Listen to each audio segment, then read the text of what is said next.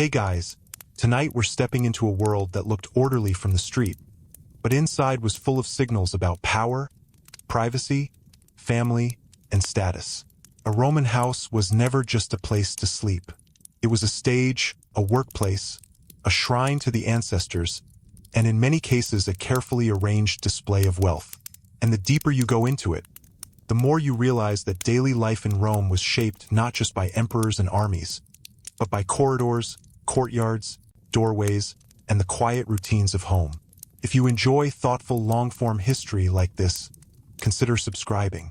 A lot of regular listeners do, simply so they can keep finding calm, carefully told stories from the ancient world and beyond. And now, let's step through the doorway and see what life inside a Roman house was really like. To understand life inside a Roman house, we have to begin with one simple idea. In Roman society, the house was not purely private in the modern sense. For many Romans, especially the wealthy, the home stood at the center of social identity. It told visitors who you were, what kind of family you belonged to, how much influence you had, and whether your household was orderly, respectable, and prosperous. A Roman home was therefore both intimate and public. It sheltered family life, but it also received clients, guests, business partners, and political allies. The architecture itself reflected that dual purpose. When people imagine a Roman house, they often picture the domus, the elegant urban townhouse of the well-to-do. This was not the home of every Roman. Many people lived in cramped apartments known as insulae, especially in larger cities. But the domus became the ideal image of Roman domestic life because it survives more clearly in archaeology and because it represented the values of the Roman elite. If you entered such a house from the street, you would usually pass through a relatively narrow entrance and move into the atrium, one of the most important spaces in the building. This central hall created the first impression. It was the architectural heart of the house, and it immediately communicated order and dignity. The atrium was often open above, with a rectangular opening in the roof that allowed light and rainwater to enter. Beneath it sat a shallow basin, the impluvium, where water could collect. That design did more than serve a practical purpose. Created an atmosphere. Sunlight moved through the opening over the course of the day, catching painted walls, polished surfaces, and the movement of people across the room. Visitors did not merely arrive in a house. They entered a carefully controlled environment. In elite homes, the atrium might contain portraits or ancestral images, emphasizing the continuity of the family line. Here the past was part of the furniture of daily life. This matters because Roman identity was deeply tied to family, lineage, and reputation. The home was one place where those values could be displayed with great subtlety. A Roman statesman or wealthy patron might receive visitors in the morning during the salutatio, a ritualized greeting in which clients came to pay respects. In that moment, the house functioned almost like a political theater. The owner's standing was visible not only in his clothing or manner, but in the space itself. The size of the entrance, the decoration of the walls, the quality of the floor mosaics, and the number of attendants present all helped define status. Architecture and influence worked together. Yet Roman domestic life was not only about display. Beyond the atrium lay other rooms with different rhythms and meanings. Small side rooms, sometimes used as bedrooms, opened off the main hall. These were often modest in size, reminding us that sleeping arrangements in the ancient world were not always the focus of domestic architecture that they are today. Farther in, one might find the tablinum, a room associated with the master of the household. This could serve as a place for receiving visitors, handling accounts, and managing family affairs. It also acted as a kind of visual bridge between the front and back portions of the house. From the entrance, a visitor might be able to look through the atrium, past the tablinum, and toward the garden beyond. This long sight line created a sense of depth and elegance, but it also reinforced the owner's control over space. Deeper inside the house, the mood often changed. In many Roman homes, especially by the late Republic and early Empire, the peristyle became increasingly important. This was an open courtyard, usually surrounded by columns, often filled with plants, fountains, and decorative features. If the atrium represented public dignity, the peristyle suggested cultivated leisure. Here the Roman house drew inspiration from the Greek world, combining architecture with nature in a carefully composed setting. It offered light, air, and beauty, but not wild beauty. This was nature framed by human order. Family members might walk here, dine nearby, or spend quieter hours away from the more formal front of the house. Meals themselves reveal a great deal about life inside a Roman house. Dining was not simply about eating. It was social, symbolic, and structured by rank. Wealthier households often included a triclinium, a formal dining room where guests reclined while servants brought food and drink. The arrangement of bodies in the room mattered. Position could reflect status. The menu could advertise access to distant regions of the empire. The decoration on the walls could create an atmosphere of refinement. But daily meals for the family were not always grand performances. Much depended on wealth, occasion, and custom. Even so, food in a Roman house was tied to hierarchy at every level, from the choice of ingredients to the people who served them. And of course, a Roman house was full of labor. It did not run on architecture alone. Enslaved people, freed servants, and dependents made the household function. They cooked, cleaned, carried water, managed supplies, opened doors, accompanied children, and maintained the rhythms that allowed elite life to appear effortless. This is one of the most important truths about the Roman house. Its comfort and elegance often rested on inequality. The stillness suggested by surviving ruins can be misleading. In reality, these homes were active environments shaped by constant work. Footsteps in corridors, voices from service areas, the movement of lamps at dusk, the smell of cooking, the washing of clothes, the sorting of goods, all of this formed the background of domestic life. Women in the Roman household occupied a position that was both constrained and significant. Roman society was strongly patriarchal, and the legal authority of the paterfamilias, the male head of household, was deeply embedded in social thought. Yet within the home, women could exercise considerable practical influence, especially in wealthier families. They supervised domestic management, directed servants, oversaw aspects of child rearing, and played central roles in preserving family honor and religious practice. The Roman house was not a neutral box inhabited by abstract social roles. It was a living institution in which authority, affection, discipline, and duty overlapped in complicated ways. Children, too, would have experienced the house differently from adults. For them, it was a place of instruction, observation, and gradual entry into Roman society. They learned where they could go, how they should behave before guests, which family stories mattered, and what rituals marked the life of the household. Toys and schooling existed, of course, but so did early exposure to hierarchy. A Roman child growing up in a prosperous house would quickly understand that some people gave orders and others obeyed them, that some rooms were formal and others functional, and that the family's public image mattered. The house itself taught these lessons. Religion was woven quietly into all of this. Roman domestic religion did not always require grand temples or public festivals. Many houses had small shrines, often called lauraria, dedicated to household gods and protective spirits. Offerings could be made within the home itself. This reminds us that Roman religion was not separate from daily routine. It was embedded in meals, births, departures, anniversaries, and acts of remembrance. The house was not only a shelter for the living. It was also a place where the family maintained a relationship with ancestors, divine protectors, and the moral order of the household.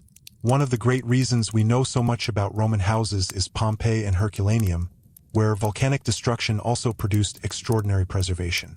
There, wall paintings, floor plans, household objects, and even traces of food and furnishings allow us to reconstruct daily life with unusual clarity.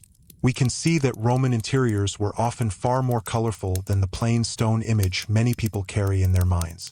Walls could be painted in deep reds, yellows, blacks, and delicate architectural fantasies. Gardens were designed for pleasure. Water features cooled the air. Art appeared in spaces both grand and intimate. Roman domestic life, at least for those who could afford it, was highly visual. It was meant to shape mood, memory, and impression. At the same time, it is important not to let the most beautiful houses define all of Roman life. Many Romans lived with far less space, comfort, and stability. In apartment blocks, daily life could be noisy, crowded, and dangerous, with greater risk of fire and fewer amenities. Even within a domus, comfort was uneven. Heating was limited, lighting depended on lamps, and sanitation was very different from modern expectations. Privacy, too, was more fragile than we might assume. Houses contained many people, and movement through them was constant.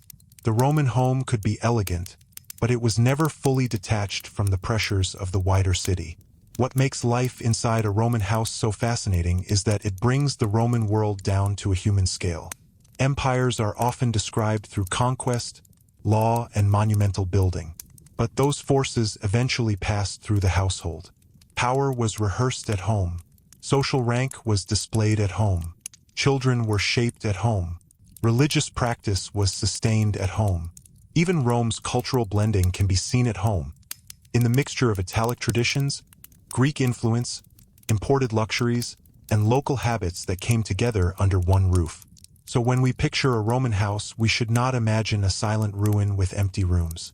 We should imagine thresholds being crossed at dawn, light falling through the atrium roof, water gathered in the basin below, servants moving quietly through passageways, family members preparing for the day, clients waiting to be received, children learning the rules of rank, incense at a household shrine, and a garden beyond the formal rooms offering a controlled glimpse of calm. In that house, Rome was not an abstract civilization. It was a daily experience, built into stone, wood, plaster, and habit. And that may be the most revealing thing of all. The Roman house was designed not just to contain life, but to organize it. Every doorway suggested who belonged where. Every room carried a social meaning. Every decorative choice hinted at values the household wanted the world to see. To step inside was to enter a miniature version of Roman society itself, ordered, unequal, disciplined, ambitious, and deeply concerned with legacy. Inside a Roman house, the rhythms of the day followed patterns that had developed over centuries. Morning was often the most active time, especially in households of influence. At first light, the household began to stir. Lamps were extinguished, doors opened, and servants prepared the spaces that would soon receive visitors. The atrium, which had stood quiet through the night, slowly became a place of movement again. Floors were swept, cushions arranged, and the household gods quietly acknowledged as the day began. For elite Roman men involved in politics or public life, the morning greeting known as the salutatio formed an important part of daily routine. Clients, dependents, and associates would arrive to greet the master of the house. These visits were not random social calls. They were structured expressions of loyalty and mutual obligation. A client showed respect and support, while the patron demonstrated generosity and authority. The house itself played an essential role in this interaction. Visitors waited in the atrium, where they could see the symbols of family prestige around them. When the master appeared, the space reinforced his position. Even the architecture contributed to the quiet drama of social hierarchy. After the morning greetings ended, the house often shifted into a different pace. Some members of the household left for the business of the city. Rome was a place where much of life unfolded outdoors in forums, markets, baths, and streets. Yet the house remained an anchor point. Messages were received there, supplies arrived there, and servants continued their work in kitchens, storage rooms, and courtyards. Behind the elegant front rooms existed a more practical side of the home, where food was prepared and everyday tasks took place. The Roman kitchen was usually small and simple by modern standards. Cooking was done over open flames or charcoal braziers.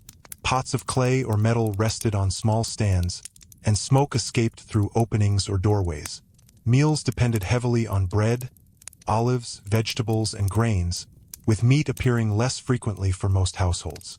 In wealthier homes, cooks might prepare more elaborate dishes, flavored with herbs, honey, or fermented sauces such as garum, a fish-based seasoning that was widely used across the Roman world.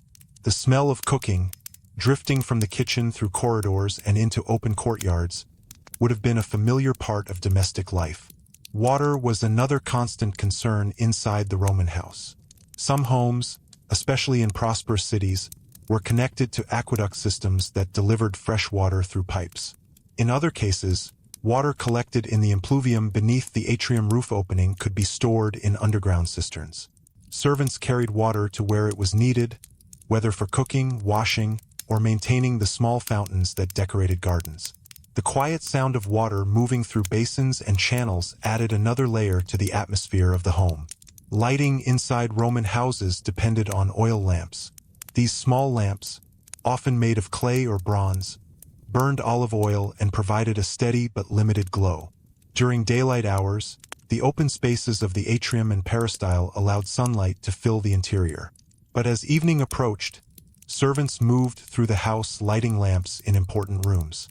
Shadows shifted across painted walls and mosaic floors, giving the house a softer and more intimate mood than the bright activity of the morning. Afternoons in the Roman household could vary greatly depending on status and occupation. For elite families, this might be a time of leisure, conversation, or reading. Education was valued among the upper classes, and many households employed tutors who instructed children in literature, rhetoric, and philosophy. These lessons often took place within the home itself. A quiet room might become a classroom where young Romans practiced writing or memorized passages from Greek and Latin authors. Meanwhile, the household staff continued their routines. Laundry was washed, clothing repaired, and stores of food organized.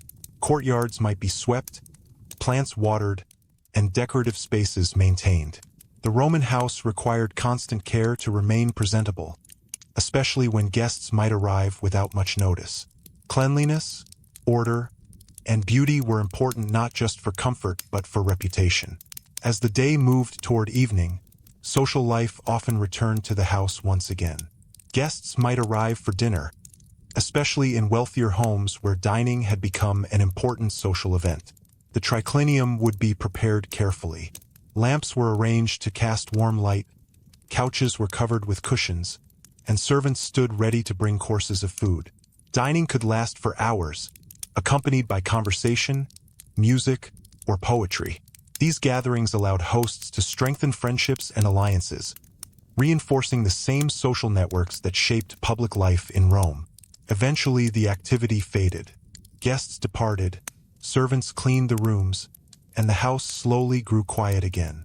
Lamps were extinguished one by one. In bedrooms and small chambers throughout the house, members of the household settled in for the night. Outside, the sounds of the city might still echo faintly through the streets, but inside the Roman house another cycle of daily life had come to an end. Over time, the Roman house also became a place where the rhythms of the wider empire quietly entered daily life. Rome was not an isolated city. It stood at the center of a vast network of trade routes that stretched from Britain to North Africa and from Spain to the eastern Mediterranean. Goods traveled constantly along these routes, and many of them eventually found their way into Roman homes. Inside a single household, one might encounter olive oil from Hispania, spices from the eastern provinces, marble from Greece, or glassware produced in workshops hundreds of miles away. Even ordinary objects reflected the reach of Roman commerce. Storage areas inside the house held many of these imported goods. Amphorae, large ceramic containers used for transporting liquids, were commonly stored in kitchens, cellars, or small storerooms. These vessels might contain wine, oil, or fermented sauces, and their shapes often revealed where they had been produced. A household that received guests regularly needed reliable supplies of food and drink, and the organization of these stores was part of the ongoing work that kept the home functioning smoothly. Textiles also played an important role in Roman domestic life.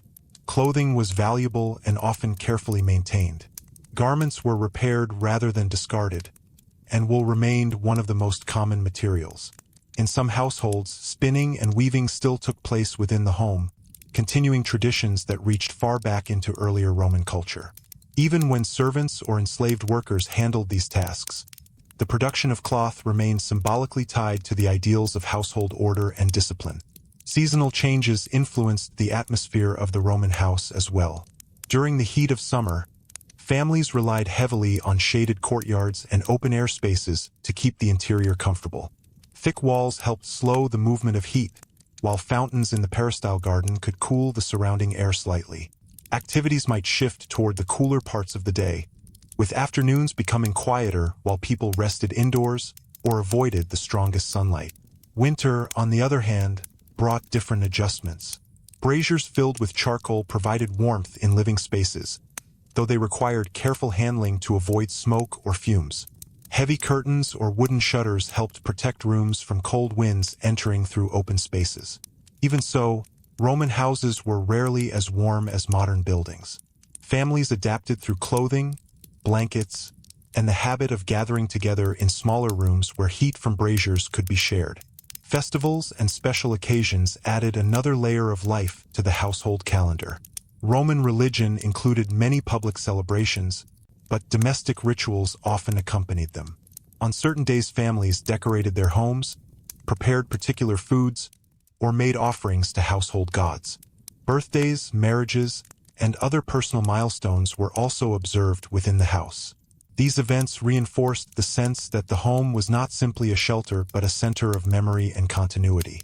Children growing up in a Roman house would gradually take on more responsibilities as they aged. Young boys of elite families might eventually leave home to study with teachers or begin training for public life. Girls often remained more closely connected to the household, learning skills related to domestic management that would later be important in their own marriages. In both cases, the house served as the first environment where Roman values were taught through observation and daily practice. At the same time, not everyone inside the house experienced it in the same way. Enslaved workers often lived in small, simple quarters within or near the household. Their lives were shaped by constant labor and strict supervision. Some might develop trusted roles as household managers or personal attendants, while others carried out more physically demanding tasks. The Roman house, therefore, contained a wide range of experiences, from comfort and privilege to hardship and control.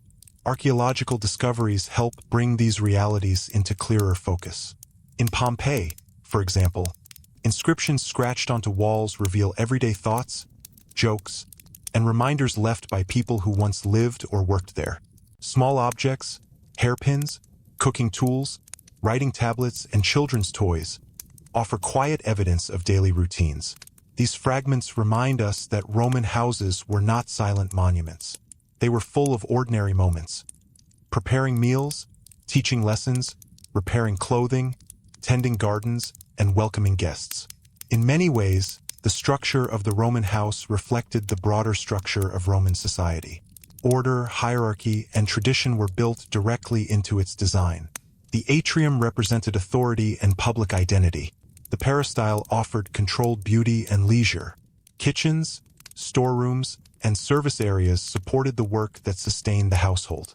Together, these spaces formed a carefully balanced system that allowed Roman families to live, work, and present themselves to the world. When we walk through the remains of these houses today, we are seeing more than architecture.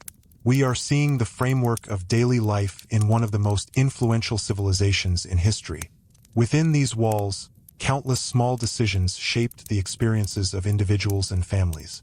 The Roman house was where children first learned their place in society, where traditions were passed from one generation to the next, and where the private realities of life unfolded behind the formal face of the empire. Another important aspect of life inside a Roman house was the way space controlled movement and interaction. Roman architects were very deliberate in how rooms connected to one another. A visitor entering from the street did not immediately see the entire household. Instead, the design guided the eye and the body through a sequence of spaces, each revealing a little more of the house. This gradual transition from public to private areas helped maintain order within the home and allowed the family to control who had access to which parts of daily life. The front section of the house, especially the atrium, was the most accessible area. Here visitors could wait, conduct brief business, or participate in the morning greeting rituals. But as one moved deeper into the house, the atmosphere changed. Corridors became quieter, rooms more personal, and the presence of strangers less common. This layered arrangement allowed Roman households to balance openness with privacy. A respected guest might be invited further inside toward the peristyle garden, while casual visitors might never pass beyond the atrium at all. Doors and curtains played a surprisingly important role in managing these boundaries. Many interior doorways were covered with fabric rather than solid wooden doors. These curtains could be drawn aside quickly, allowing servants and household members to move easily through the house. At the same time, they created soft divisions between spaces. Light filtered through them, and sounds carried gently from one room to another. The Roman house, therefore, had an atmosphere quite different from the rigid walls and closed doors of modern homes. Sound itself was a constant presence. Stone floors, plaster walls, and open courtyards allowed voices and footsteps to echo through the structure. Conversations in the atrium might be heard faintly from nearby rooms, while the splashing of a fountain in the peristyle garden created a steady background rhythm. Children playing, servants moving supplies, and the occasional arrival of guests all contributed to a lively soundscape. Even when individual rooms appeared calm, the house as a whole remained full of subtle activity. Light also shaped the experience of moving through a Roman home. Because windows facing the street were usually small or absent, much of the interior illumination came from the central openings above the atrium and courtyard. As the sun moved across the sky, patches of brightness shifted across floors and walls. Morning light entered at one angle, afternoon light at another. The result was a constantly changing environment that connected the interior of the house to the passage of time outside. Decoration helped reinforce the character of each room. Romans did not leave their walls plain if they could afford to decorate them. Wall paintings often created the illusion of larger architectural spaces, with painted columns, balconies, or distant landscapes extending beyond the physical boundaries of the room. Some paintings depicted mythological scenes or pastoral views, inviting the viewer to imagine distant places and stories while standing inside the home. Floors could also carry symbolic meaning. A mosaic placed at the entrance might greet visitors with images designed to capture attention or communicate a message. One famous example discovered in Pompeii shows a detailed image of a guard dog, accompanied by the warning, "Cave Canem," meaning beware of the dog. This simple but striking design served both as decoration and as a practical reminder to guests entering the house. Household pets were not uncommon in Roman homes. Dogs, in particular, were valued both as companions and as guards. Small lapdogs might accompany members of the family, while larger dogs helped watch over entrances and courtyards. Their presence added another living element to the environment of the house, reinforcing the sense that the home was a shared space inhabited by people and animals alike. The Roman house also changed as families grew or circumstances evolved. Walls could be added, rooms expanded, and gardens redesigned over time. Archaeological evidence shows that many homes were altered repeatedly across generations. A modest house might gradually expand as the family became wealthier. Conversely, a once grand residence could be divided into smaller units if fortunes declined. The house was not a fixed object but a structure that adapted to the changing realities of its occupants. Through these adjustments, the Roman house continued to reflect the ambitions and concerns of the people living inside it. Its layout influenced daily routines, social interactions, and the experience of comfort or status. Whether modest or luxurious, every Roman home carried traces of the society that built it. Its respect for tradition, its attention to hierarchy, and its desire to create order within the complexity of urban life. When we imagine stepping quietly through such a house today, we can picture the layers of movement that once filled it. Visitors arriving at the entrance, servants crossing the courtyard with baskets of food, children learning their lessons in a shaded room, and family members pausing beside a small household shrine. Each of these moments formed part of a larger pattern. Within the walls of the Roman house, the routines of everyday life quietly sustained the civilization beyond its doors. Life inside a Roman house was also shaped by the passage of time across generations. A domus was rarely built simply for one moment in a family's life. Instead, it often became a structure that carried the memory and ambitions of several generations. When a house was first constructed, its layout might reflect the needs of a young household. But over decades, As children grew into adults and families expanded, the building gradually adapted. Rooms were repainted, gardens redesigned, and new decorative styles added. In this way, the Roman house became a record of family history as much as a place of daily living. Archaeologists studying houses in cities like Pompeii have discovered that many homes went through several phases of renovation. Walls might show layers of paint from different periods, each reflecting changing artistic tastes. Early Roman decoration tended to imitate marble surfaces using painted plaster, creating the illusion of expensive stone. Later styles became more elaborate, with architectural illusions and complex scenes that suggested distant landscapes or mythological worlds. A single house might contain traces of several artistic periods, revealing how families continued to invest in their surroundings as fashions changed. The presence of art within the Roman house also tells us something about education and cultural identity. Wealthy Roman families admired Greek culture and often incorporated Greek themes into their homes. Mythological scenes depicting gods, heroes, and legendary stories appeared frequently in wall paintings and sculptures. These images were not placed randomly.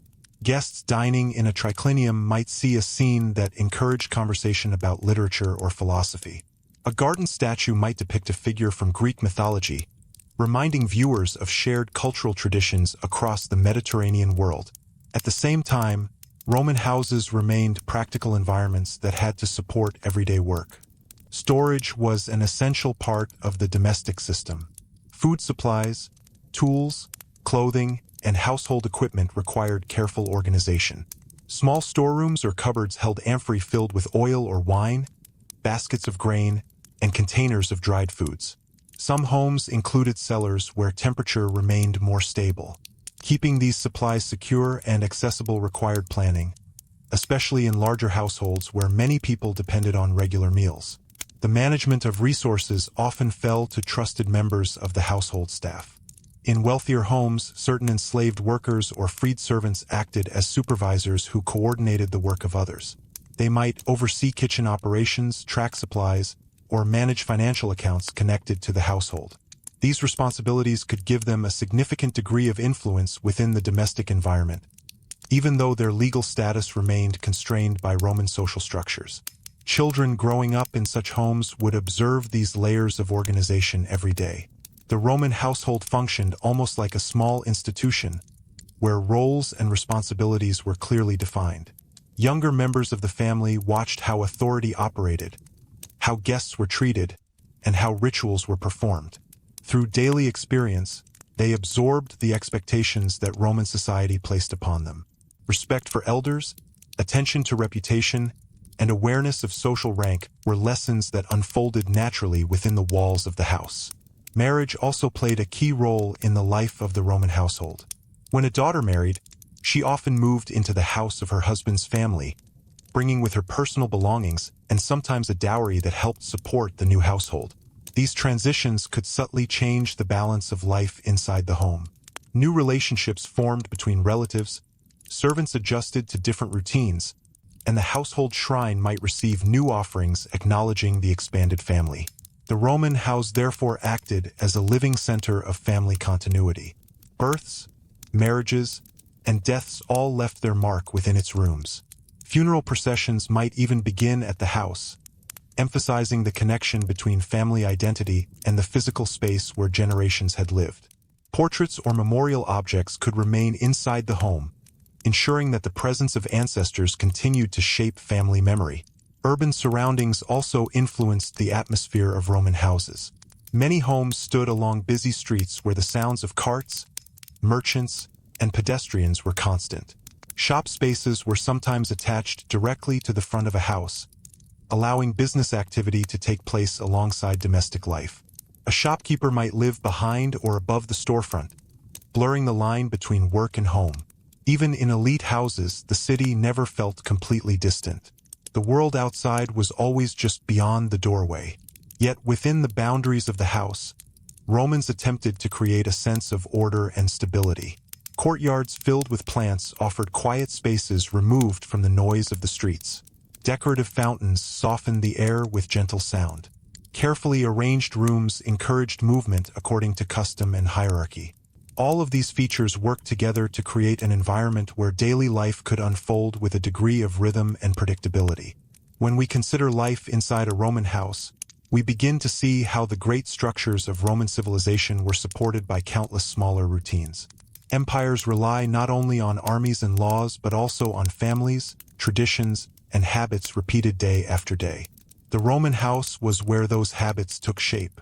Within its walls, meals were prepared, children educated, alliances strengthened, and memories preserved. And in many ways, that quiet domestic world explains the endurance of Roman culture. Long after individual rulers came and went, the patterns of household life continued. Families passed down customs, architectural styles spread from one generation to the next, and the structure of the Roman home remained recognizable across centuries. By looking carefully at these houses today, we are not just studying buildings. We are stepping into the daily framework that sustained one of history's most influential civilizations. As the Roman world expanded, the idea of the Roman house also traveled far beyond the city of Rome itself. Across Italy and throughout the provinces of the empire, versions of the domus appeared in towns and cities influenced by Roman culture. While local materials and traditions often shaped the details, the basic concepts remained recognizable. A central reception space, rooms arranged around it, and a garden courtyard gradually became familiar features in many parts of the empire. In this way, the Roman house was not only a place where people lived, but also a quiet symbol of cultural identity spreading across a vast territory. In provincial cities such as those in Gaul, North Africa, or Britain, Roman-style houses sometimes blended with local architectural traditions.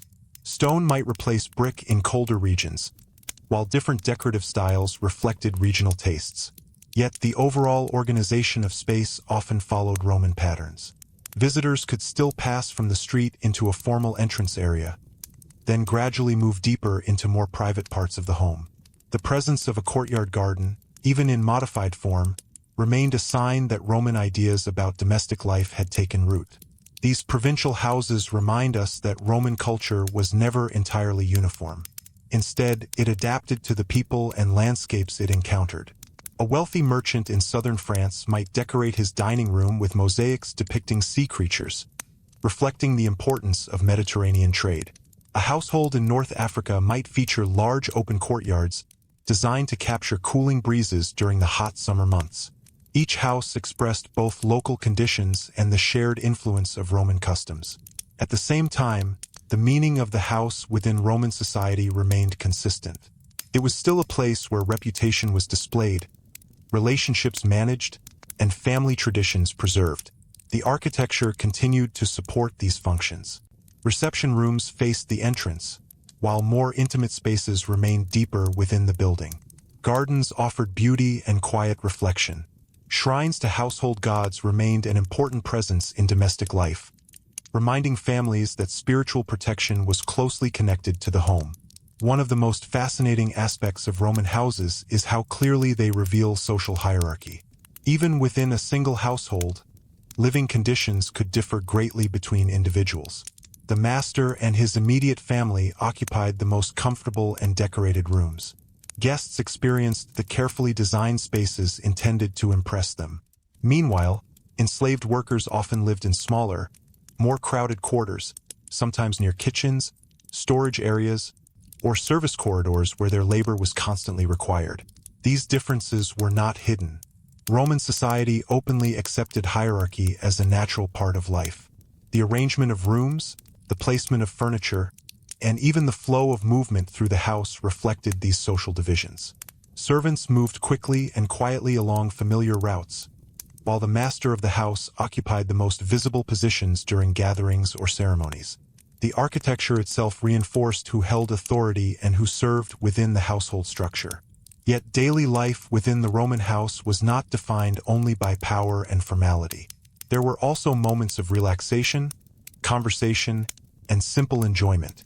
The garden courtyard often became a peaceful center where family members could spend time together. Shade from columns and plants softened the heat of the afternoon, Water from small fountains created a gentle background sound that made the space feel calm and reflective. In such places, the pressures of the city and the demands of social obligations could briefly fade into the background. Reading and conversation were common activities among educated Romans. Scrolls containing works of poetry, history, and philosophy might be kept within the home, allowing family members or guests to discuss ideas during quieter parts of the day. Greek literature held a particularly strong influence, and many Romans took pride in their familiarity with Greek culture. In this way, the Roman house sometimes functioned as a small center of learning, where ideas traveled alongside daily routines. Music also played a role in domestic life. Instruments such as the lyre or flute could accompany gatherings or dinners. While large public performances occurred in theaters and festivals, smaller musical moments within the home added warmth and entertainment to social occasions. These performances were usually modest and intimate, suited to the size of the household space. As evening approached, the pace of life slowed once again. Lamps were lit throughout the house, casting warm circles of light across painted walls and mosaic floors. Conversations continued softly in dining rooms or gardens, while servants quietly cleared away dishes and prepared rooms for the night. Outside, the sounds of the street gradually faded, though distant footsteps or passing carts might still echo along the stone roads. Eventually, the household settled into silence. The atrium, which had welcomed visitors earlier in the day, returned to stillness beneath the opening in the roof. Moonlight might reflect faintly in the water of the impluvium basin. In the garden courtyard, shadows moved across columns and leaves as the night air cooled the house. Within small sleeping chambers, members of the household rested, ready to begin another cycle of daily life when morning returned. Looking back across 2,000 years, the Roman house offers one of the clearest windows into the everyday experience of the ancient world. Grand monuments tell us about emperors and victories, but houses reveal how ordinary routines sustained the empire from one generation to the next. They show us where children learned their first lessons, where families gathered to share meals, where traditions were repeated quietly day after day.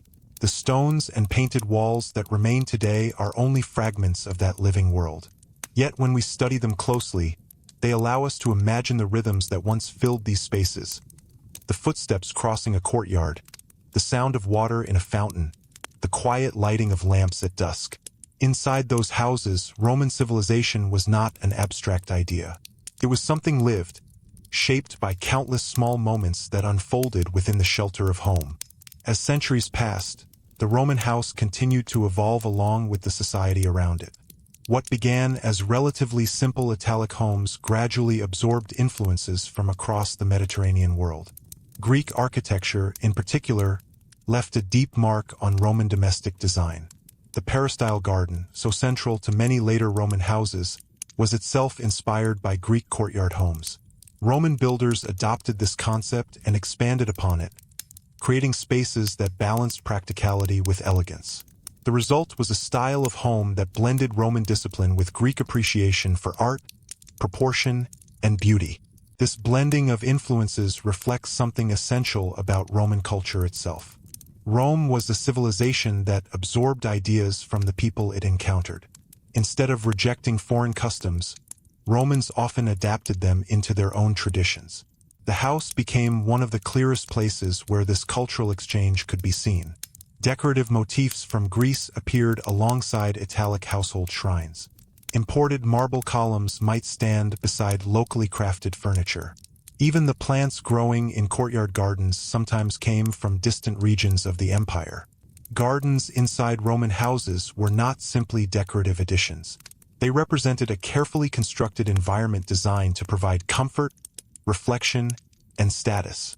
Garden design required planning and constant maintenance. Plants had to be selected according to climate, watered regularly, and trimmed to maintain a balanced appearance. Paths might be arranged to guide movement through the space, while fountains or small pools added both sound and visual interest. Statues of gods, heroes, or animals often stood among the greenery, giving the garden a sense of quiet storytelling. For families who lived within crowded urban neighborhoods, these inner gardens offered a rare sense of openness. Outside the walls of the house, Roman cities could be noisy and tightly packed with buildings. Streets were narrow, and many people lived in multi-story apartment blocks.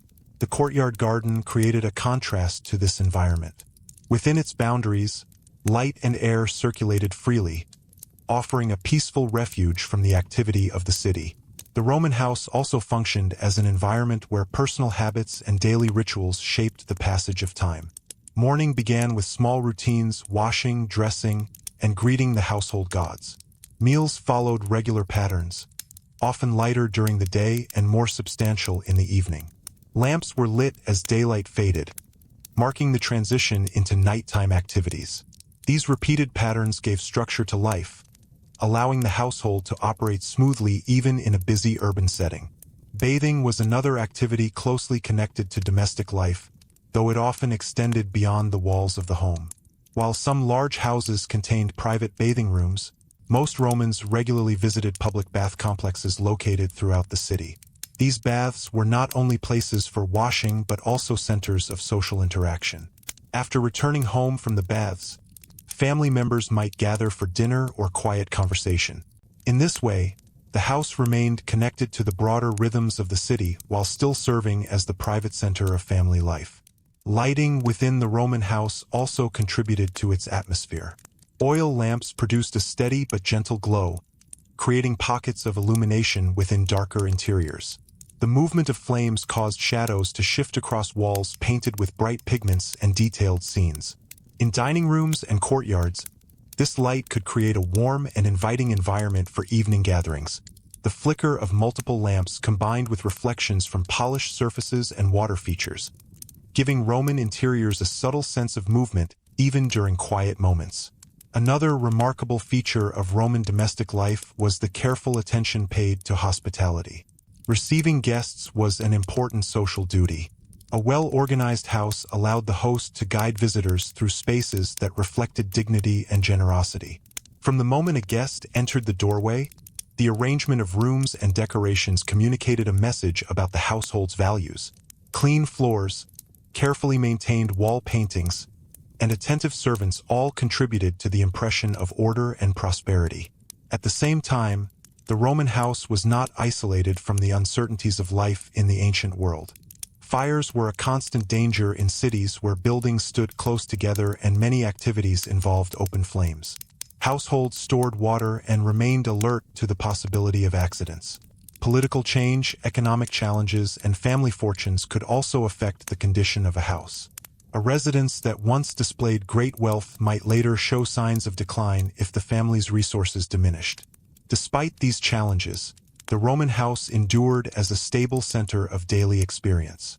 It was where children first learned language and customs. It was where family stories were told and retold across generations. It was where people sought comfort during illness, celebration during festivals, and companionship during ordinary evenings. In a civilization known for its grand monuments and public institutions, the quiet world of the household remained deeply significant. Archaeology continues to reveal new details about these homes. Excavations uncover fragments of furniture, tools, and decorations that once formed part of daily life. The arrangement of rooms helps historians understand how people moved through their homes and interacted with one another. Even the smallest discoveries, such as a worn cooking pot or a child's toy, add depth to our understanding of Roman domestic culture. When we imagine life inside a Roman house today, it becomes clear that these buildings were more than architectural achievements. They were living spaces filled with movement, conversation, work, and rest. Each room played a role in shaping the experiences of the people who lived there. The atrium welcomed visitors and displayed family honor. The peristyle garden offered calm and beauty. Kitchens supported the routines that kept the household running, while small bedrooms provided moments of privacy and sleep. Through all these spaces, the Roman house quietly reflected the structure of Roman society itself. Order, hierarchy, tradition, and adaptation were built into its walls. And within those walls, millions of ordinary moments unfolded, moments that, together, sustained one of the most enduring civilizations in human history. In the later centuries of the Roman Empire, The meaning of the Roman house continued to deepen as families adapted their homes to changing economic conditions, new cultural influences, and shifting patterns of daily life. Although the basic structure of the domus remained recognizable, the way people used these spaces could vary from one generation to the next. Houses were not static monuments. They were living environments, constantly adjusted by the people who occupied them. Walls were repainted, rooms repurposed, and gardens redesigned as circumstances evolved. One of the most interesting aspects of Roman houses is how they balanced permanence with flexibility. The main structural layout, entrance, atrium, reception spaces, and courtyard garden often remained in place for decades or even centuries, but the details inside those spaces changed over time. A dining room that once hosted formal gatherings might later become a private sitting room. A small storage chamber could be converted into a sleeping area for additional family members or servants. The Roman house therefore adapted quietly to the needs of the household while preserving its outward appearance of stability and order. Economic changes sometimes left visible traces inside these homes.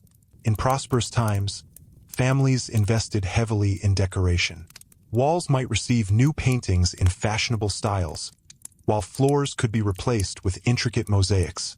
Marble columns, bronze statues, and fine furniture reflected both wealth and cultural taste.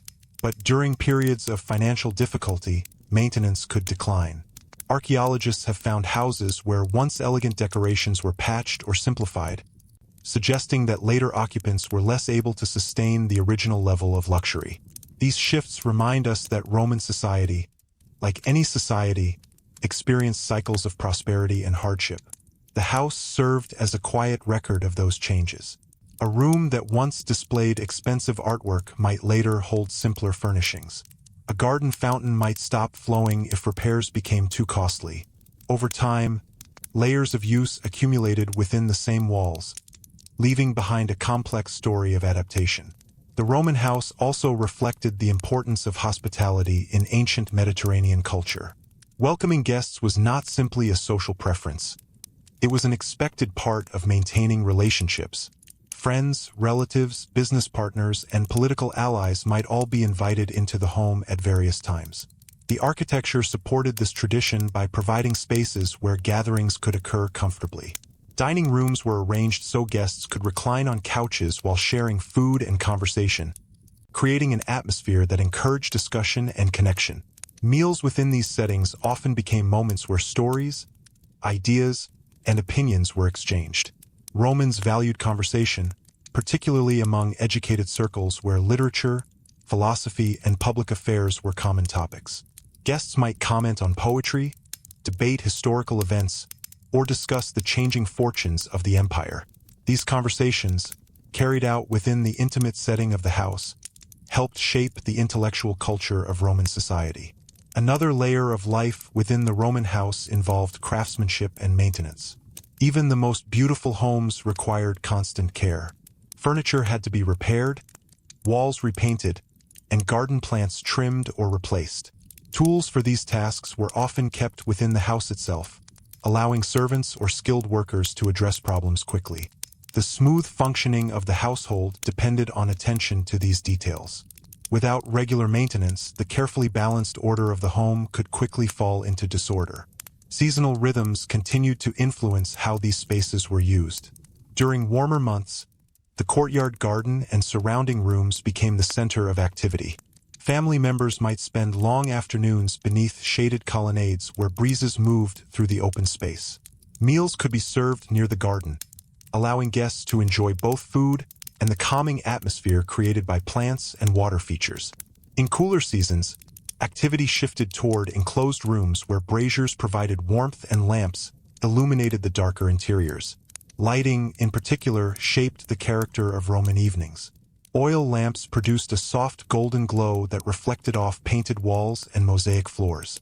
Unlike modern electric lighting, which spreads evenly across a room, Roman lamps created smaller circles of brightness surrounded by gentle shadow. This effect gave interiors a sense of intimacy. Conversations took place within these pools of light while the rest of the house remained quiet and dim. For children growing up in such environments, the house itself became a place of learning. Young members of the family absorbed customs simply by observing daily routines.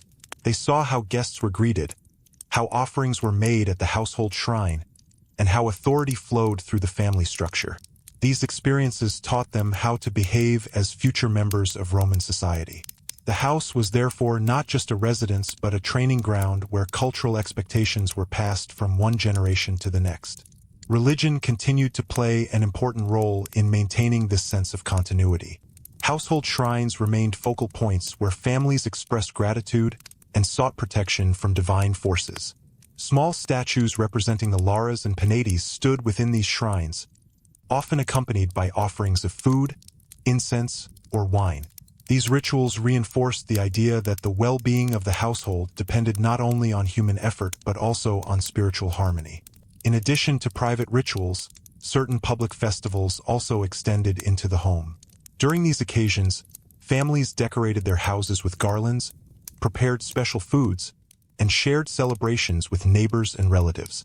The house became a place where the broader traditions of Roman religion intersected with the personal experiences of family life.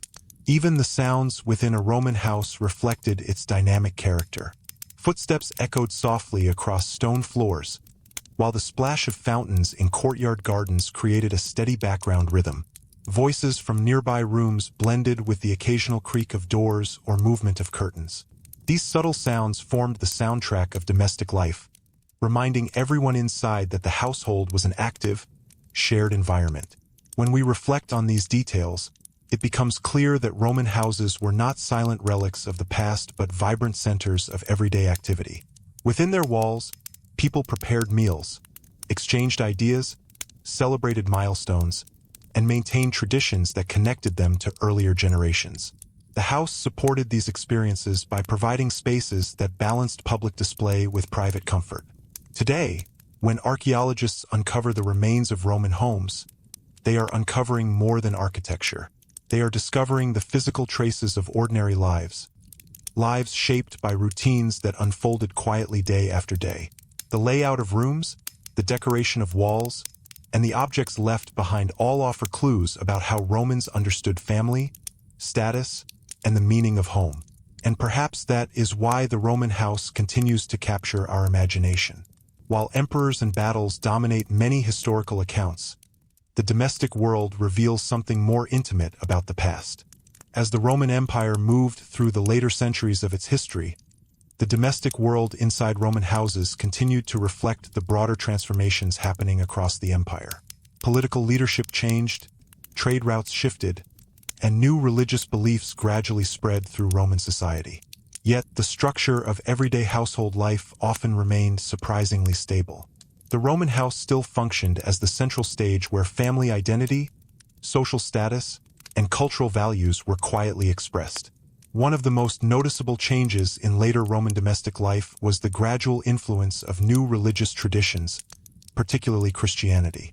In earlier centuries, the household shrine had been dedicated to traditional Roman spirits such as the Laras and Penates. These small statues and offerings symbolized protection, prosperity, and continuity with the ancestors.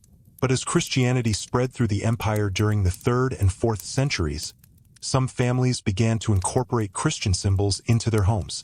Crosses, small devotional objects, or inscriptions referencing Christian beliefs slowly appeared alongside older traditions.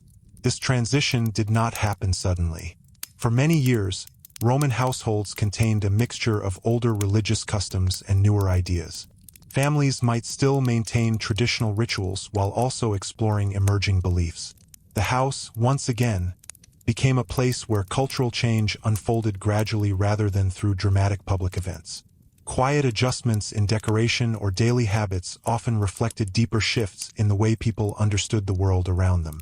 Despite these changes, the physical structure of Roman houses remained closely tied to long-established patterns. The atrium continued to serve as a place of reception, where visitors were welcomed and the dignity of the household was displayed. The courtyard garden still offered light, air, and a peaceful center within the walls of the home. Dining rooms remained spaces where meals and conversations strengthened social bonds. These architectural traditions proved remarkably durable because they matched the practical needs of Roman life. The Roman emphasis on reputation and public image remained particularly strong. A house still functioned as a reflection of the family that owned it. Guests formed impressions not only through conversation but also through the environment surrounding them. Carefully arranged decorations, well-maintained floors, and orderly household routines communicated discipline and prosperity. Even small details could influence how visitors interpreted the character of the household. At the same time, life inside the Roman house always contained moments of ordinary simplicity that balanced this concern for presentation. Families gathered for quiet meals that were far less formal than large dinner parties. Children played in courtyards or corridors, sometimes leaving behind toys or small objects that archaeologists would later discover centuries afterward. Servants moved steadily through their daily tasks, carrying baskets of food, cleaning rooms, and maintaining the household structure that supported everyone living within it. The Roman house, therefore, contained multiple layers of experience happening simultaneously. In one room, a guest might be admiring a beautifully painted wall or discussing literature with the host. In another part of the house, a servant might be grinding grain or preparing ingredients for the evening meal. Somewhere else, children might be practicing their reading lessons under the guidance of a tutor. Each activity contributed to the complex rhythm of domestic life. Education, particularly among elite families, often took place directly inside the home. Tutors were hired to instruct children in reading, writing, mathematics, and rhetoric. Greek literature continued to hold a special place in Roman education, and many young Romans learned to read Greek texts alongside Latin works. These lessons did more than prepare children for future careers. They also reinforced the cultural identity of the Roman elite, linking them to a long tradition of learning and intellectual discussion. Even leisure activities inside the house reflected Roman values. Board games, conversation, reading, and music provided forms of entertainment that could be enjoyed within a domestic setting. Some households kept musical instruments such as flutes or lyres, allowing small performances during gatherings or family evenings.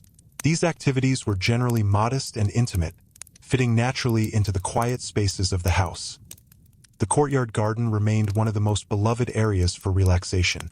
Surrounded by columns and decorated with plants, fountains, and statues, it offered a gentle contrast to the busier areas near the entrance.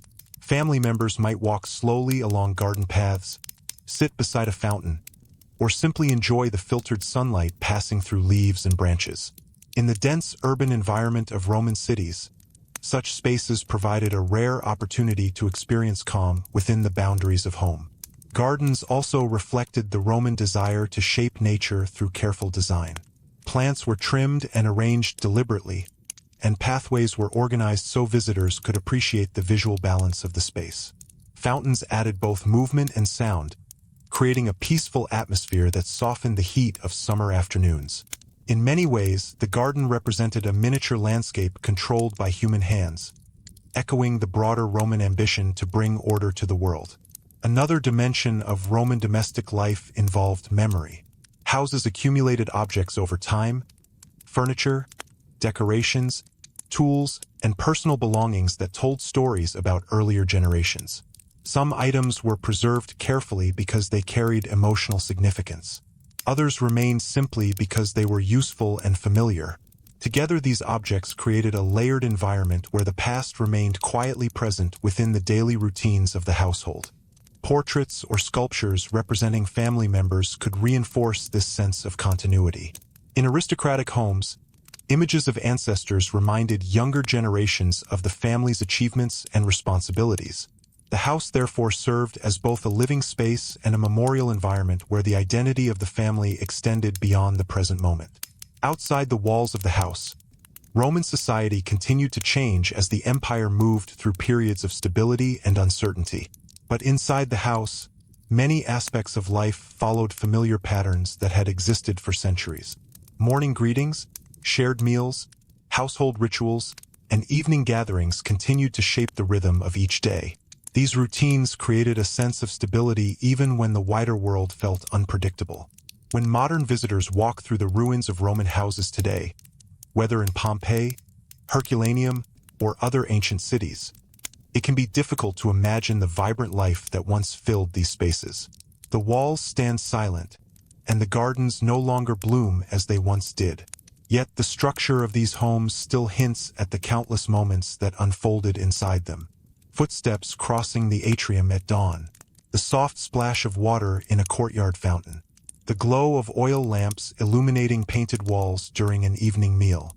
Through these quiet details, the Roman house allows us to step closer to the everyday experience of the ancient world.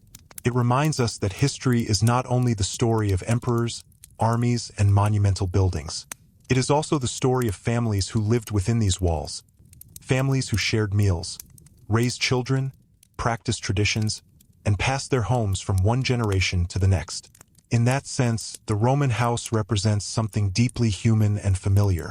Across centuries and cultures, people have always sought spaces where they could build relationships, create comfort, and preserve memory. The Romans expressed these desires through architecture that balanced beauty, order, and practicality. Their houses became small worlds of their own, quietly sustaining the lives that unfolded within them. And when we pause to imagine those lives today, we begin to see the Roman world not only as a distant civilization but as a collection of homes filled with ordinary moments. Moments of conversation, work, rest, and reflection that echoed day after day beneath the roofs of Roman houses. As the centuries of Roman civilization unfolded, the house continued to serve as one of the most stable foundations of daily life. Empires expanded and contracted, rulers changed, and cities rose or declined. Yet the basic rhythms inside Roman homes remained recognizable across generations. Within these walls, life moved according to patterns shaped not by politics or war, but by habit, tradition, and the quiet needs of family life. Morning in a Roman house often began gradually, with the first light entering through the open roof of the atrium or filtering through the columns of the courtyard garden. Unlike modern homes with large street-facing windows, Roman houses often turned inward. This meant that sunlight moved carefully through the structure, illuminating different spaces as the day progressed. Early in the morning, servants or household attendants would already be awake, preparing the house for the day ahead. Lamps that had burned through the night were extinguished, floors were swept, and water was carried to the places where it would be needed. In wealthier households, the atrium became active quite early. The master of the house might prepare to receive visitors who came to greet him as part of the daily social routine. These visits were more than casual interactions. They represented an important social system in Roman life where patrons and clients maintained relationships of support and obligation. The house therefore became a setting where social networks were renewed each day. Visitors gathered in the atrium, standing beneath the open roof while sunlight reflected in the shallow pool of the impluvium below. While these formal interactions took place near the entrance, deeper inside the house other forms of activity unfolded more quietly. The kitchen began its work early as well. Cooking in the Roman world required careful attention because it relied on open flames and charcoal braziers rather than modern stoves. The preparation of bread, porridge, vegetables, and other simple foods often began in the morning. The smell of herbs, grain, and warm oil could drift through corridors and open courtyards, creating an atmosphere that blended domestic comfort with the practical labor required to sustain the household. Children waking within the house experienced the space differently from adults. For them, the house was both a place of security and a place of discovery. Young children might move through familiar rooms under the watchful eyes of nurses or attendants. As they grew older, they gradually learned which areas were formal and which were more relaxed. They came to understand where guests might appear and where the family could spend time more privately. Through daily observation, children absorbed the unwritten rules that structured Roman social life. Education often took place within the house itself, particularly among families who could afford private tutors. Lessons in reading, writing, and rhetoric were sometimes conducted in quiet rooms that received good daylight. Scrolls containing literary works might be stored nearby, and children practiced copying letters onto wax tablets. Education in Roman society was closely tied to preparation for public life, and even within the household, young students were introduced to ideas about discipline, memory, and clear speech. Meanwhile, the household staff continued their own routines. Laundry had to be washed, clothing repaired, and tools maintained. Water needed to be carried or stored for cooking, cleaning, and bathing. Even the garden courtyard required constant attention. Plants had to be trimmed and watered, fountains cleaned, and decorative features maintained. All of these tasks formed the unseen foundation of domestic comfort. Without this steady labor, the elegant appearance of the house could quickly fade. By midday, the pace of activity inside the house often slowed slightly. In warmer climates, the heat of the afternoon encouraged quieter routines. Family members might retreat to shaded areas around the peristyle garden where breezes moved through the open space. The sound of water from fountains and the shade of columns created a calm atmosphere well suited to rest or quiet conversation. Some individuals might read scrolls, discuss philosophy, or simply observe the garden as the light shifted across leaves and stone pathways. The Roman appreciation for gardens reflected a deeper cultural value. Romans admired the idea that nature could be shaped and arranged through careful design. Within the boundaries of the house, the garden became a miniature world where plants, statues, and water features formed a balanced environment. This space was not wild nature but cultivated nature, organized according to human intention. In the crowded streets of Roman cities, such gardens offered a rare sense of calm and open air. Later in the afternoon, preparations for the evening meal often began. For wealthier households, dinner was the main meal of the day and could become a significant social event. The dining room, known as the triclinium, was arranged so guests could recline on couches positioned around a central table. Servants carried dishes into the room, while lamps were placed carefully to illuminate the space as daylight faded. The arrangement encouraged relaxed conversation and allowed guests to remain comfortable during long meals. The meal itself might unfold in several stages, beginning with lighter foods and gradually introducing more elaborate dishes. Bread, olives, vegetables, fruits, and sauces flavored with herbs or fermented fish were common elements of Roman cuisine. In wealthier homes, more complex recipes could appear, reflecting both culinary creativity and access to goods from distant parts of the empire. Dining was not simply about nourishment. It was an opportunity to strengthen relationships and display generosity. During these gatherings, conversation often flowed easily. Guests might discuss recent events in the city, share literary quotations, or debate philosophical ideas. Roman culture placed great value on articulate speech and thoughtful discussion. The atmosphere of the dining room encouraged this exchange of ideas, creating a blend of hospitality, entertainment, and intellectual engagement. After dinner, some guests might remain for additional conversation or quiet entertainment. Music occasionally accompanied these gatherings. A flute or lyre might provide gentle background sound, though these performances were usually modest and suited to the intimate scale of the house. In other cases, guests simply enjoyed the cool air of the courtyard garden before departing. As night deepened, the house gradually returned to stillness. Servants cleared the dining room and extinguished lamps in unused spaces. Family members withdrew to their sleeping chambers, small rooms that contained simple beds and storage chests. Outside, the city might still echo faintly with distant footsteps or passing carts, but inside the house quiet settled over the atrium and courtyard. In that silence, the architecture of the Roman house seemed to return to its most basic purpose. It sheltered the lives unfolding within it. The walls protected the family from the noise and uncertainty of the city, while the arrangement of rooms provided structure to the routines of each day. Morning would eventually arrive again, and the cycle of greetings, work, meals, and conversation would begin once more. Looking back today, the Roman house offers an extraordinary window into the human side of ancient history. Through these buildings, we glimpse the daily experiences that sustained Roman society across centuries. Within their walls, people celebrated successes, faced challenges, raised children, and preserved traditions that connected them to their ancestors. The empire that surrounded these houses was vast and powerful, stretching across continents and cultures.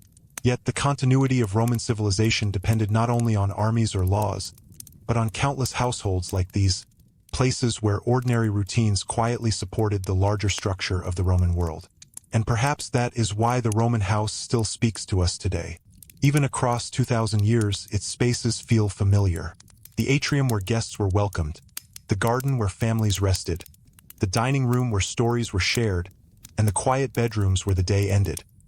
All remind us that history, at its heart, is made of everyday lives lived within the shelter of home. Over the long life of the Roman Empire, houses also became places where broader social changes quietly revealed themselves. While the structure of the domus remained familiar, the experiences inside it were shaped by shifting economic realities, cultural influences, and the changing fortunes of the families who lived there. The Roman house was never just a building frozen in time. It was a living environment, constantly adjusted by the people who occupied it. In many cities across the empire, urban neighborhoods grew denser as populations increased. Streets became busier, and houses often stood close together. Because of this, Roman homes were usually designed to face inward rather than outward. Street-facing windows were small or absent, offering security and privacy from the crowded environment outside. Instead, light and air entered through the atrium opening and the courtyard garden deeper within the house. This inward design created a sense of separation between the public world of the street and the more controlled environment of the household. Yet even with this separation, the life of the city still filtered inside. The sounds of merchants calling out their goods, carts moving along stone roads, and neighbors passing by could sometimes be heard faintly within the house. Early in the morning, the city slowly came alive, and these sounds formed a distant background to the routines unfolding indoors. The Roman house, therefore, was both connected to and protected from the activity beyond its walls. Inside the household, roles were clearly defined, and the structure of the house reinforced them. The paterfamilias, or male head of the family, held legal authority over the household and its members. His position was visible not only through social custom but also through the spaces he occupied.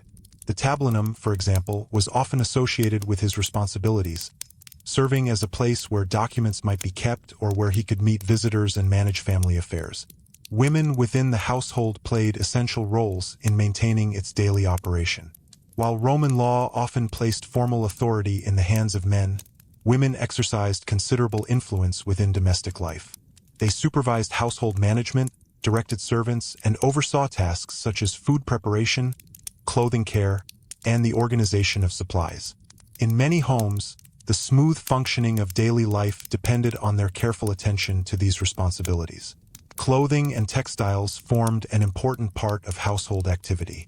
Garments in the Roman world were valuable possessions and were often maintained for long periods. Wool was the most common material, though wealthier families might also possess clothing made from linen or silk imported from distant regions. Repairing garments, spinning thread, and weaving cloth were activities sometimes carried out within the household itself, particularly in earlier periods of Roman history. Even when professional workshops produced many textiles, the association between domestic order and the care of clothing remained strong. Household objects also reveal much about Roman daily life. Furniture was usually lightweight and practical rather than large and heavy. Small tables, stools, chests, and beds could be moved easily to accommodate different activities within a room. Because many Roman houses contained relatively few large furnishings, interior spaces often appeared open and flexible. Rooms could be adapted quickly depending on whether the household was receiving guests, conducting business, or enjoying a quiet evening. Decoration added warmth and identity to these spaces. Wall paintings were especially common, transforming plain plaster surfaces into colorful environments. Artists used pigments to create scenes of gardens, landscapes, and mythological figures, sometimes giving the illusion that walls opened into distant vistas. These paintings did not merely decorate the house. They created an atmosphere that reflected the cultural tastes of the family living there. Floors also received careful attention. Mosaic designs made from tiny pieces of stone or glass could form geometric patterns, animals, or mythological scenes. These mosaics were durable and visually striking, capable of lasting for centuries even after the houses themselves fell into ruin. Walking across such floors would have reminded residents and guests alike of the artistry and skill that went into the construction of the home. Lighting continued to shape the character of domestic life as evening approached. Oil lamps, fueled most often by olive oil, were placed in important rooms to provide illumination. The light from these lamps flickered gently, casting moving shadows across walls and floors. This created a softer and more intimate atmosphere compared to the bright daylight that entered through the atrium and courtyard as night progressed. The activity within the house gradually quieted. Servants completed their final tasks, ensuring that cooking fires were safely extinguished and that rooms were prepared for rest. Family members withdrew to their sleeping chambers, which were usually modest in size and furnished simply with beds and storage chests. Privacy in the Roman house was limited compared to modern expectations, but these small rooms still offered a degree of personal space at the end of the day. Beyond the bedrooms, the atrium often returned to a calm stillness. Moonlight might fall through the opening in the roof, reflecting softly in the impluvium basin below. The garden courtyard, once filled with movement during the day, stood quiet among its plants and statues. In these moments, the Roman house seemed almost timeless, holding within it the traces of countless days that had passed before. When we study these homes today, it becomes clear that they reveal more than architectural techniques or decorative styles. They reveal the rhythm of life that sustained Roman society across centuries. Within these walls, families navigated the challenges of daily existence, celebrated important moments, and preserved traditions that linked them to earlier generations. The Roman Empire is often remembered through its grand monuments, vast roads, and powerful armies. Yet behind those achievements stood millions of households where ordinary routines unfolded quietly every day. The Roman house was where children first learned their language and customs, where relationships were strengthened through shared meals, and where memories accumulated over time. Through the remains of these houses, through their painted walls, worn thresholds, and silent courtyards, we can still sense the presence of the lives that once filled them. They remind us that history is not only made by emperors and generals, but also by families who lived, worked, and dreamed within the shelter of home. As we continue exploring life inside a Roman house, one of the most revealing aspects is how these homes created a sense of continuity across generations. Unlike modern houses that are often bought, sold, or replaced within a few decades, Roman houses could remain in the same family for very long periods of time. Over the years, they became deeply connected with family identity. The walls of the house witnessed marriages, births, celebrations, and losses, quietly collecting memories that shaped how each new generation understood its place in the world. For Roman families of status, the house itself often symbolized the stability of the family line. When visitors entered, they were not simply stepping into a building. They were entering a space filled with reminders of the family's past. Portraits of ancestors, decorative objects passed down through generations, and familiar rooms that had hosted countless gatherings all reinforced the idea that the household was part of a larger historical story. In this way, the Roman house functioned almost like a living archive of family memory. An important part of this memory was expressed through the display of ancestral images. In aristocratic households, wax masks or sculpted portraits of ancestors were sometimes preserved and displayed during important family events. These objects represented earlier members of the family who had achieved honor or distinction. When guests visited the house, these images silently reminded them that the family's reputation stretched back through many generations. The house, therefore, became a place where the past remained present in visible form. But even in less wealthy households, the idea of family continuity remained important. Objects such as furniture, cooking tools, and decorative items were often used for many years. Instead of being replaced quickly, they were repaired and maintained. A wooden chest might pass from parents to children, carrying not only practical value but also emotional significance. Through such objects, the everyday life of the household became connected to the experiences of earlier generations. The physical structure of the Roman house also supported this sense of long-term continuity. Many houses were built with durable materials such as stone, brick, and plaster. These materials allowed buildings to last for centuries with proper care. As families changed and circumstances evolved, New layers of decoration or renovation were added, without completely replacing the original structure. This meant that the house itself became a record of time, with each generation leaving its mark through small changes in design or layout. Archaeologists studying houses in Pompeii have observed exactly this pattern. Beneath later paintings or repairs, earlier decorative styles often remain visible. These layers reveal how the same house adapted across decades. A family might update its dining room to reflect new artistic fashions, expand a garden courtyard, or divide a larger space into smaller rooms. Each change tells a story about the priorities and resources of the people living there at that moment. The Roman house also helped shape how people understood their responsibilities to one another. Within its walls, relationships between parents and children, masters and servants, and husbands and wives were defined by custom and tradition. These relationships were not only social arrangements. They were reinforced daily by the spaces in which people lived. The structure of the house guided movement, interaction, and authority. For example, the atrium near the entrance symbolized the public face of the household. Visitors were welcomed here, and formal greetings took place beneath the open roof. Deeper inside, the peristyle garden offered a quieter environment where family members could spend time together away from the gaze of outsiders. This gradual shift from public to private space reflected the layered nature of Roman social life.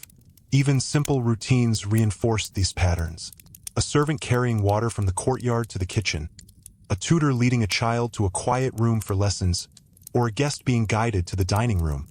All of these movements followed pathways shaped by the architecture of the house. Over time, these pathways became habits so familiar that they required little thought. The design of the house quietly organized the daily rhythm of life. Another aspect of Roman domestic life that often surprises modern observers is how social interaction remained central to the household. Roman families did not view the house as a place of isolation from the outside world. Instead, it functioned as a meeting point where relationships were strengthened. Friends, relatives, and business associates regularly visited one another's homes. Shared meals and conversations allowed these relationships to develop over time. Hospitality was therefore a deeply respected value in Roman culture. A well-run household was expected to welcome guests with courtesy and generosity. Even modest homes often made space for visitors, offering food or drink whenever possible. The act of welcoming someone into the house carried social meaning, reinforcing bonds of trust and mutual respect. These gatherings were rarely hurried events. Roman dinners could extend for hours, with conversation unfolding slowly as courses of food were served. The atmosphere was often relaxed, encouraging storytelling, philosophical discussion, or reflections on daily events. While the grand banquets of the wealthy are sometimes emphasized in historical accounts, even smaller gatherings in ordinary homes shared this sense of deliberate social connection. As night settled over the city, the Roman house gradually returned to stillness. Lamps flickered gently in corridors and rooms before being extinguished one by one. The courtyard garden, once filled with movement during the day, became a quiet space where moonlight touched leaves and stone paths. Within the sleeping chambers, members of the household rested after the routines of the day. In these quiet moments, the house stood almost like a witness to the countless lives that had passed through it. Every doorway, courtyard, and painted wall had played a part in shaping the experiences of the family. Over years and decades, the house absorbed the memory of those experiences, becoming inseparable from the identity of the household itself. When we examine the remains of Roman houses today, it is easy to focus on their architectural beauty or the artistry of their decorations. But their true significance lies in the everyday lives they supported. These buildings were the settings for ordinary human moments. Moments of conversation, work, rest, and celebration that together formed the foundation of Roman society. Through these houses we gain a rare glimpse into the quieter side of the ancient world. Beyond the triumphs of emperors and the expansion of armies, the Roman house reveals a civilization sustained by families who lived within its walls, carrying forward traditions and routines that shaped the Roman world across centuries. As the day-to-day rhythms of Roman domestic life continued across generations, the house itself became more than a place of shelter. It became a setting where identity was constantly reinforced. Every room, decoration, and routine reminded the inhabitants who they were within Roman society. Whether wealthy or modest, each household expressed a particular version of Roman life through the way its space was used and maintained. One of the most telling elements of this identity was the careful attention Romans gave to order. A well-managed house reflected discipline, respectability, and stability. Floors were swept regularly, objects were kept in their proper places, and the arrangement of rooms followed patterns that visitors recognized. Even small details, such as neatly arranged lamps, polished tableware, or freshly painted walls, contributed to the impression that the household was functioning smoothly. This concern for order was closely connected to the Roman idea of dignitas, a concept that referred to personal dignity and social standing. The reputation of a family depended not only on public achievements but also on the way its household was conducted. A chaotic or neglected house might suggest a lack of discipline, while a well-kept one quietly communicated reliability and authority. In this way, the domestic environment played a subtle but important role in maintaining social reputation. The house also served as a place where important family decisions were made. Although the Roman world is often associated with public political debate in forums and assemblies, many private discussions took place within domestic walls. Matters related to marriage arrangements, financial planning, and family responsibilities could be discussed in rooms away from the noise of the street. The architecture of the house allowed for these moments of privacy, particularly in spaces located beyond the main reception areas. Marriage itself brought significant changes to the life of the household. When a couple married, their union often reshaped the social connections of the family. The house might welcome new relatives as visitors, and celebrations marking the event could fill the atrium or courtyard with activity.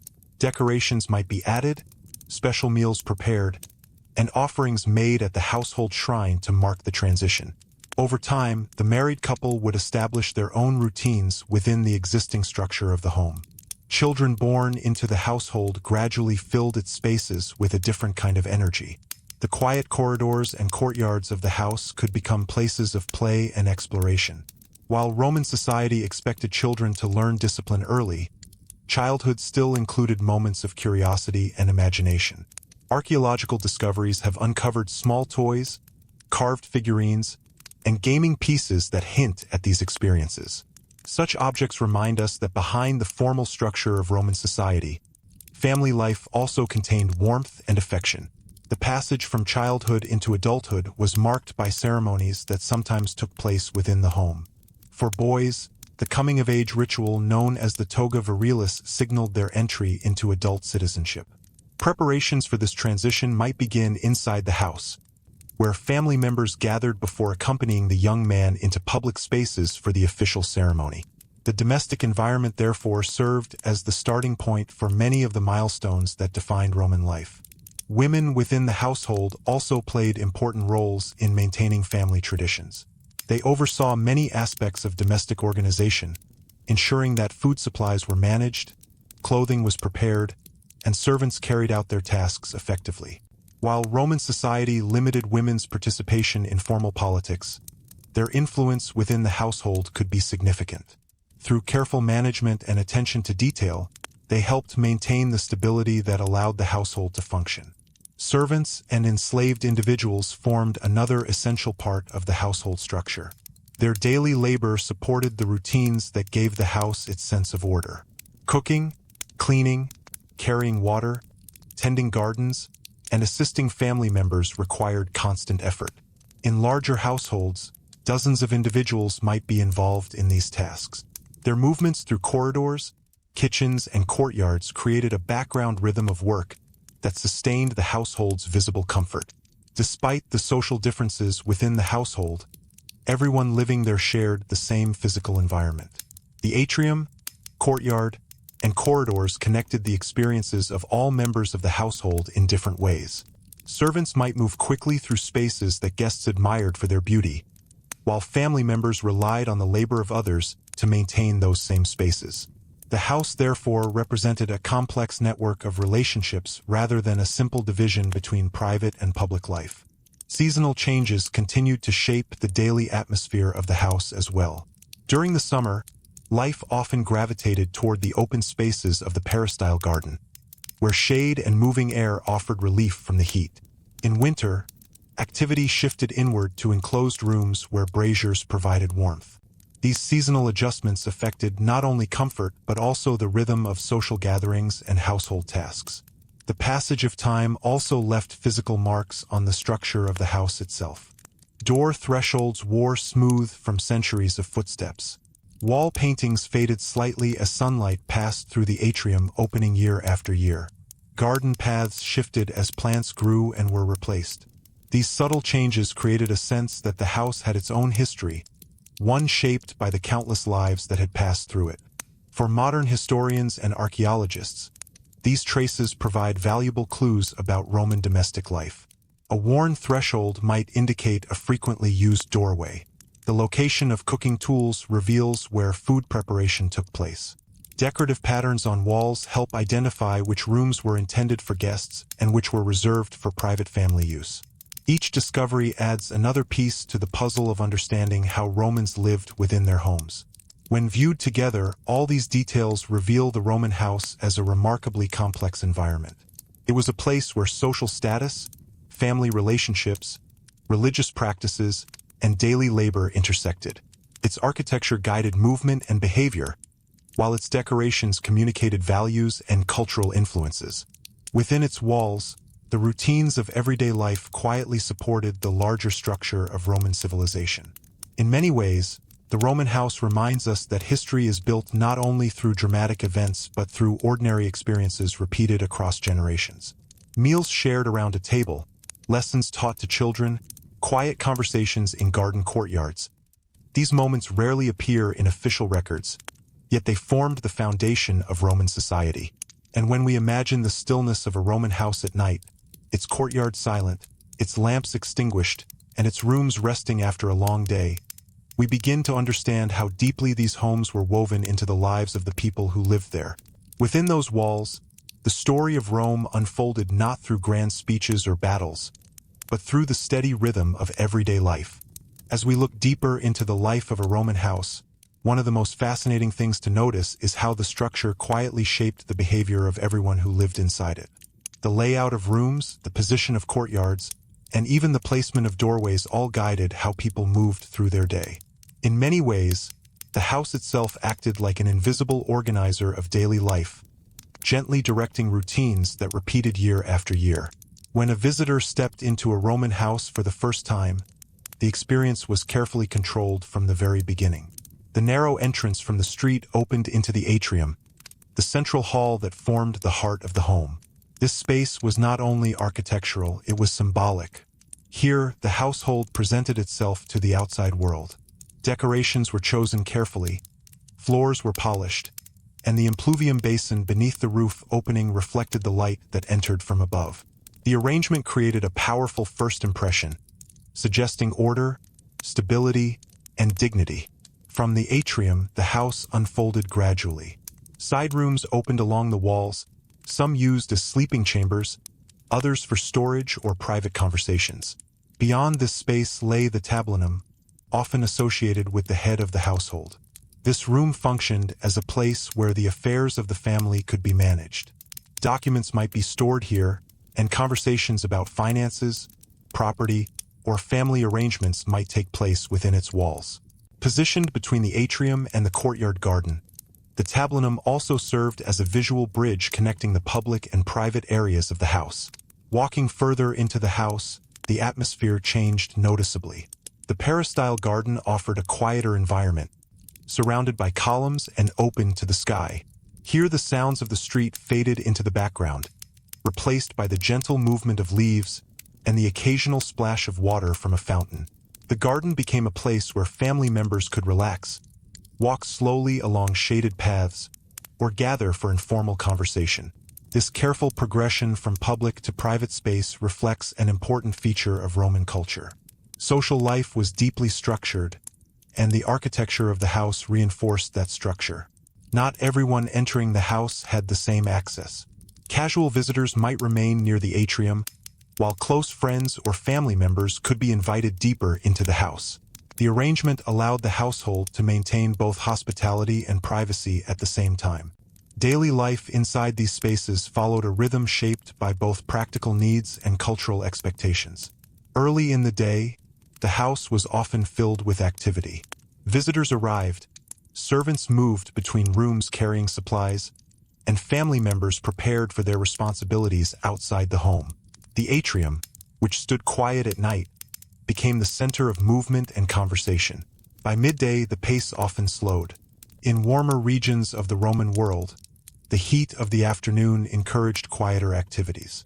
Family members might retreat to shaded rooms near the courtyard garden, where cooler air circulated through the open space. Some people used this time for reading or study, while others simply rested. Reading played an important role in the intellectual life of Roman households, particularly among educated families. Scrolls containing works of poetry, history, or philosophy were sometimes stored in chests or shelves within the house. Although the Roman world did not have libraries in the modern sense within most homes, educated individuals often maintained small collections of texts. These works provided material for discussion during gatherings with friends and guests. The Roman appreciation for literature reflected their admiration for Greek culture. Many Roman families considered familiarity with Greek writers to be a mark of education. Children learning to read might study both Latin and Greek texts, often guided by tutors who visited the house regularly. Through these lessons, the household became a place where knowledge and cultural traditions were passed from one generation to the next. Meanwhile, the practical work of maintaining the house continued steadily throughout the day. Food preparation required careful planning because many ingredients had to be stored or preserved without modern refrigeration. Grain, olives, dried fruits, and salted fish were common staples that could last for longer periods. Fresh foods such as vegetables or bread were prepared more frequently.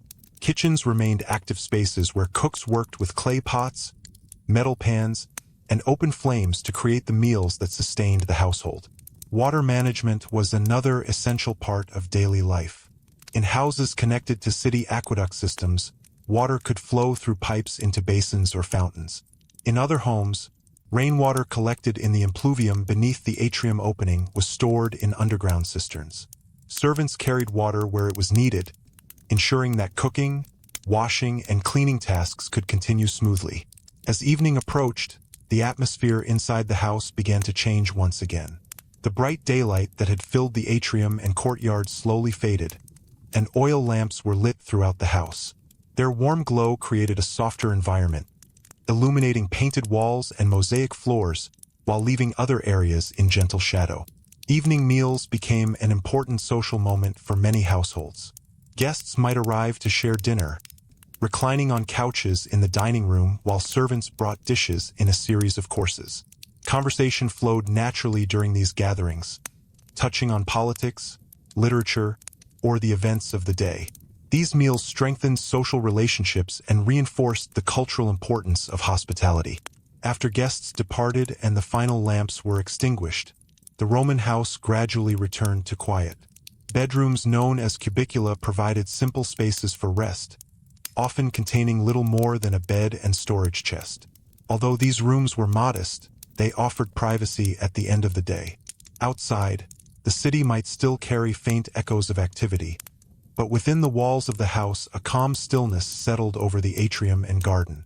Moonlight might fall through the opening in the roof, reflecting in the water below. The columns of the courtyard cast long shadows across the ground, and the plants rested in the cool night air. In those quiet hours, the Roman house seemed almost timeless. It held within its walls the memories of countless days, days filled with greetings, meals, work, and conversation.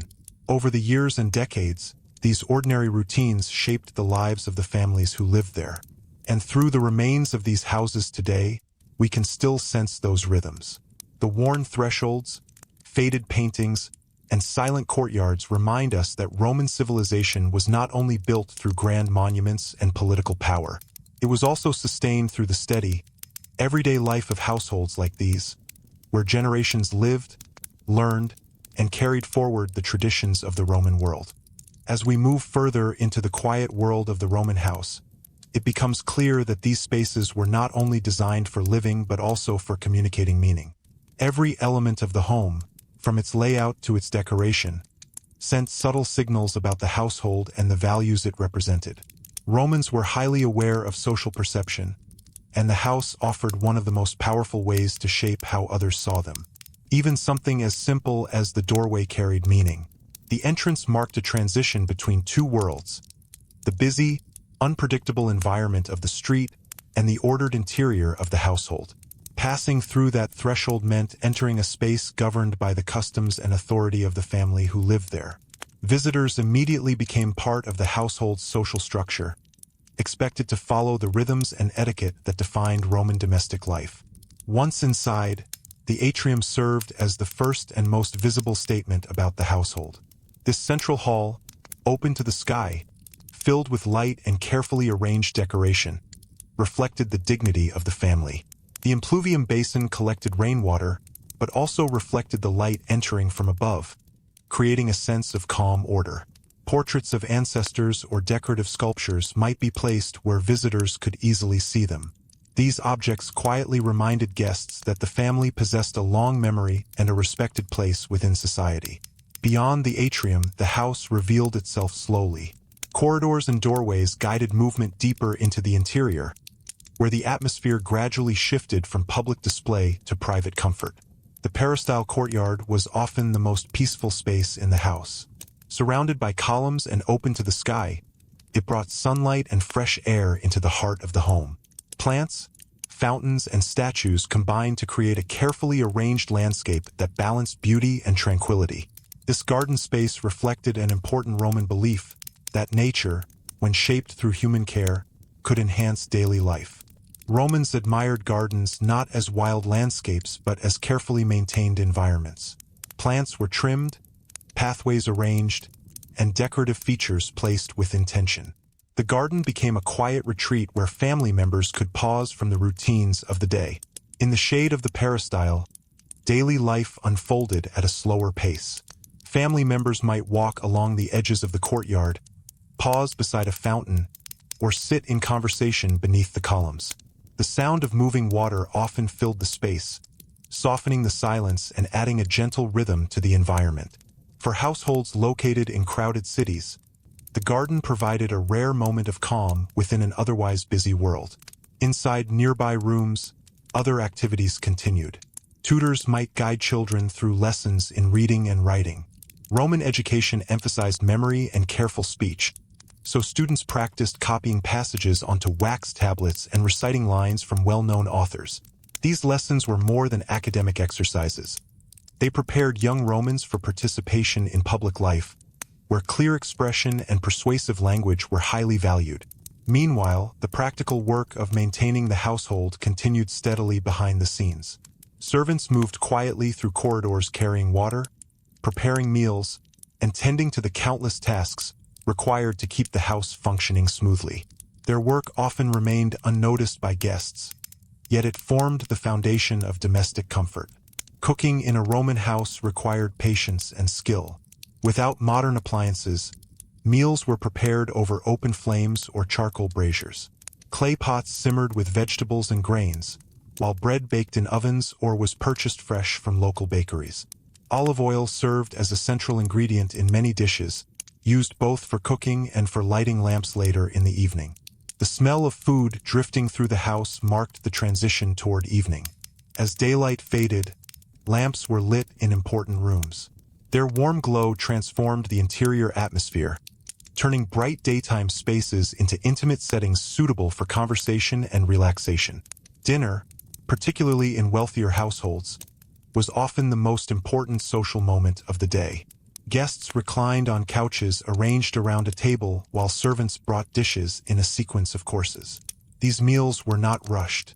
Instead, they unfolded slowly, allowing time for conversation, storytelling, and reflection. The topics discussed during dinner could range widely. Guests might speak about literature, recall historical events, or share observations about life in the city. Roman culture valued thoughtful conversation, and the dining room offered an environment where ideas could move as freely as the food and wine being served. After the meal, guests sometimes lingered in the courtyard garden, enjoying the cooler evening air. The flicker of oil lamps and the soft sound of fountains created an atmosphere of calm reflection. In these moments, the Roman house felt almost removed from the outside world, offering a temporary refuge from the noise of the streets. Gradually, however, the evening drew to a close. Guests departed, servants cleared the dining room, and lamps were extinguished one by one. Family members withdrew to their sleeping chambers, small rooms designed mainly for rest rather than display. In the quiet that followed, the atrium and courtyard returned to stillness. Moonlight might fall through the open roof, reflecting gently in the water of the impluvium. Plants in the garden stood motionless beneath the night sky. The house, which had been filled with voices and movement only hours earlier, now rested. And yet, within its walls, the memory of the day remained. The conversations, footsteps, and routines that had filled the house left traces in the worn floors and decorated walls.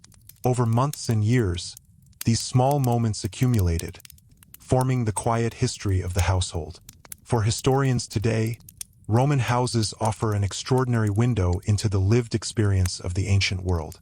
Through their architecture and surviving objects, we glimpse the daily habits that supported one of history's most influential civilizations.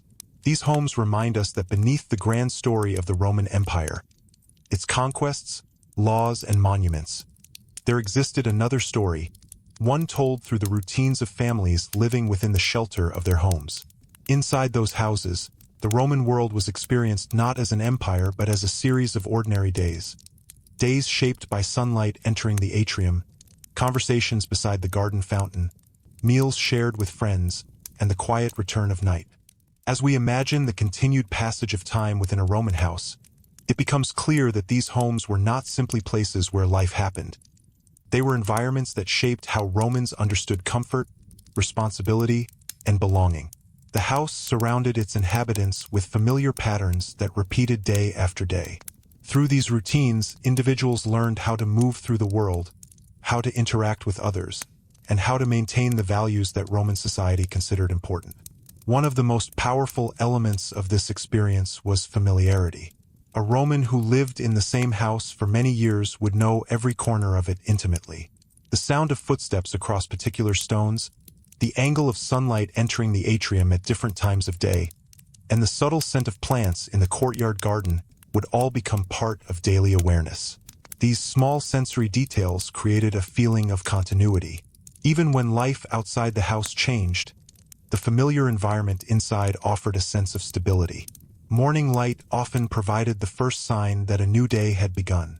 As the sun rose above the surrounding buildings, its light entered through the opening in the atrium roof. The reflection of that light in the impluvium basin created a gentle brightness that spread through the central hall. For many families, this moment marked the beginning of daily activity. Doors were opened, servants began their tasks, and members of the household prepared themselves for the responsibilities ahead. Within a short time, the house could become quite lively. Visitors might arrive to greet the master of the household, while family members moved through the rooms gathering clothing or preparing for work in the city. In larger households, several servants could be seen moving quietly between rooms carrying tools, baskets, or containers of water. Each person followed a role that had been shaped by habit and expectation. As the morning progressed, activity near the entrance gradually slowed. Visitors departed to continue their own routines elsewhere in the city, and the atrium returned to a quieter atmosphere. The deeper parts of the house, however, remained active. In the kitchen, cooks continued preparing food for later meals. The smell of baking bread or simmering vegetables might drift into nearby corridors, reminding everyone that the work of sustaining the household was ongoing. Children spent much of their time learning and observing. Younger children might play in safe areas of the house under the watchful eyes of attendants, while older children received instruction from tutors. Lessons often included reading, writing, and memorizing passages from important texts. The ability to speak clearly and confidently was highly valued in Roman society, and education inside the home helped prepare young people for their future roles. The courtyard garden often became a favorite place for both study and relaxation. The open sky above and the presence of plants created a calm environment that contrasted with the enclosed rooms of the house. Some families placed benches or small tables near the garden so that reading or conversation could take place in the shade. The gentle movement of water in fountains added a quiet rhythm to the space, making it comfortable during long afternoons. While the family members engaged in these activities, the constant work of maintaining the house continued in the background. Floors had to be swept, furniture repaired, and supplies organized. The Roman house required steady attention to remain orderly. Even the decorative features, painted walls, mosaic floors, and statues, needed occasional care to preserve their appearance. Decoration itself played a meaningful role in shaping the experience of domestic life. Roman interiors were often far more colorful than modern visitors expect. Walls might display bright reds, yellows, or deep black backgrounds filled with intricate designs. Some paintings created the illusion of open landscapes, distant buildings, or mythical scenes. These images transformed ordinary rooms into spaces that felt larger and more imaginative than their physical dimensions suggested. Floors, too, contributed to the character of the house. Mosaics made from thousands of small stone pieces formed patterns that were both decorative and durable. Some mosaics depicted animals or mythological figures, while others used geometric shapes that guided the eye across the room. Walking across these surfaces day after day connected inhabitants with the artistry and craftsmanship that had shaped their home. As afternoon faded toward evening, the atmosphere inside the house gradually shifted. The bright daylight that filled the atrium and courtyard softened, and shadows grew longer across the floors. Servants began preparing lamps to illuminate the house once darkness arrived. These lamps, usually fueled by olive oil, produced a warm golden glow that changed the appearance of each room.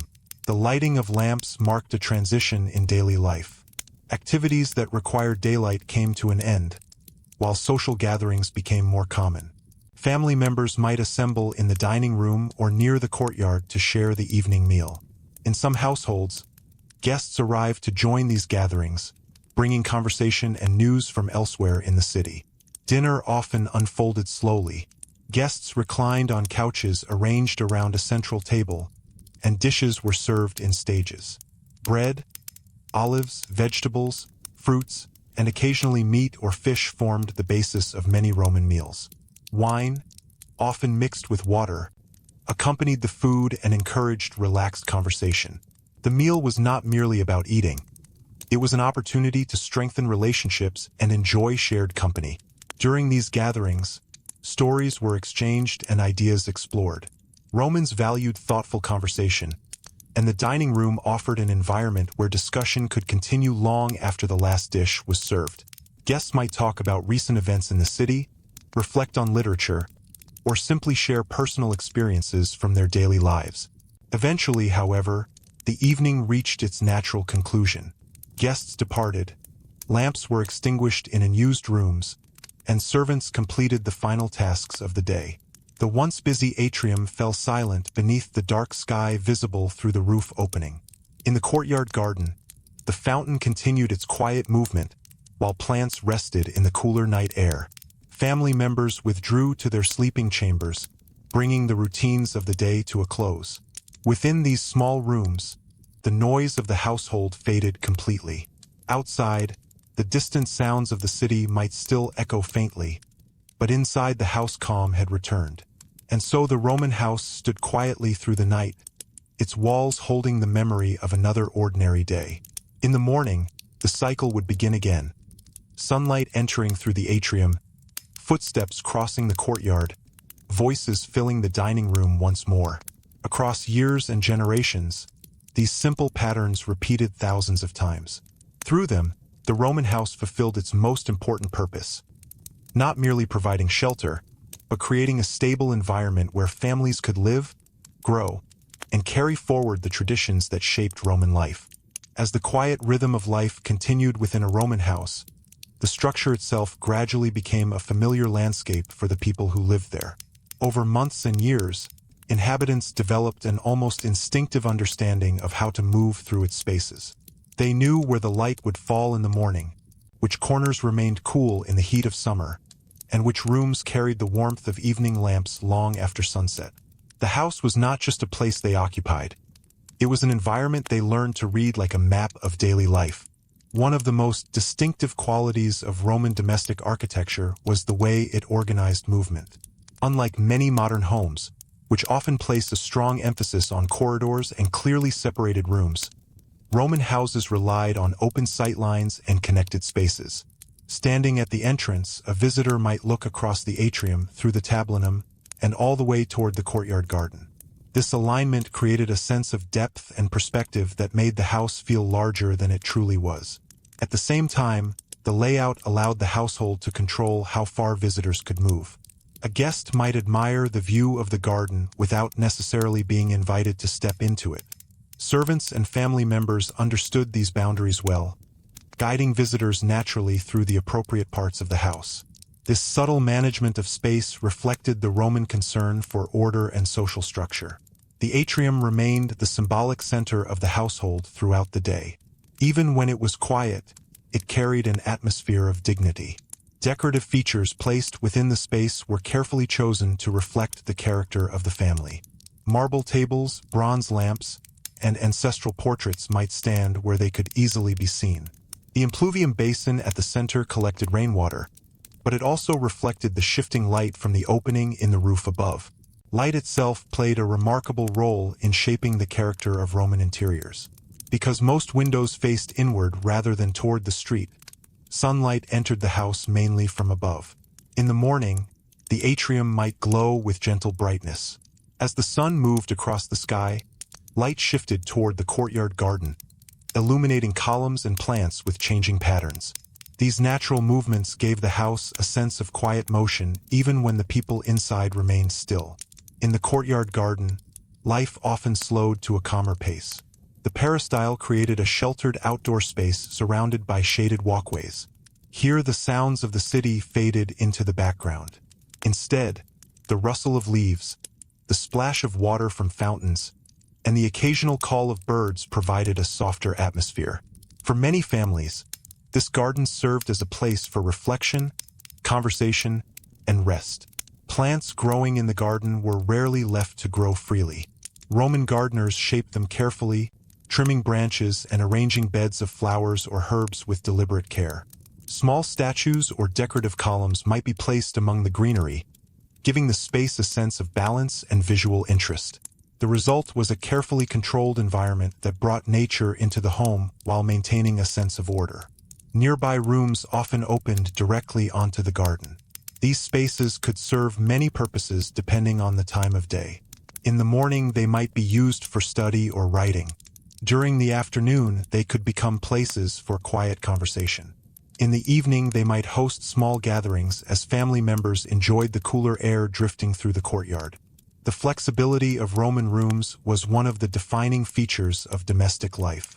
Instead of assigning each space a single permanent function, households adapted rooms according to need. A chamber that served as a bedroom at night might host visitors during the day. A dining room used for formal meals might also provide space for reading or discussion. Furniture was often lightweight and movable, allowing spaces to change easily. This adaptability made the Roman house feel dynamic rather than rigid. The same rooms could support many different activities across the course of a single day. As a result, the house remained constantly active even when the overall rhythm of life seemed calm. Throughout these spaces, household objects added personality and warmth.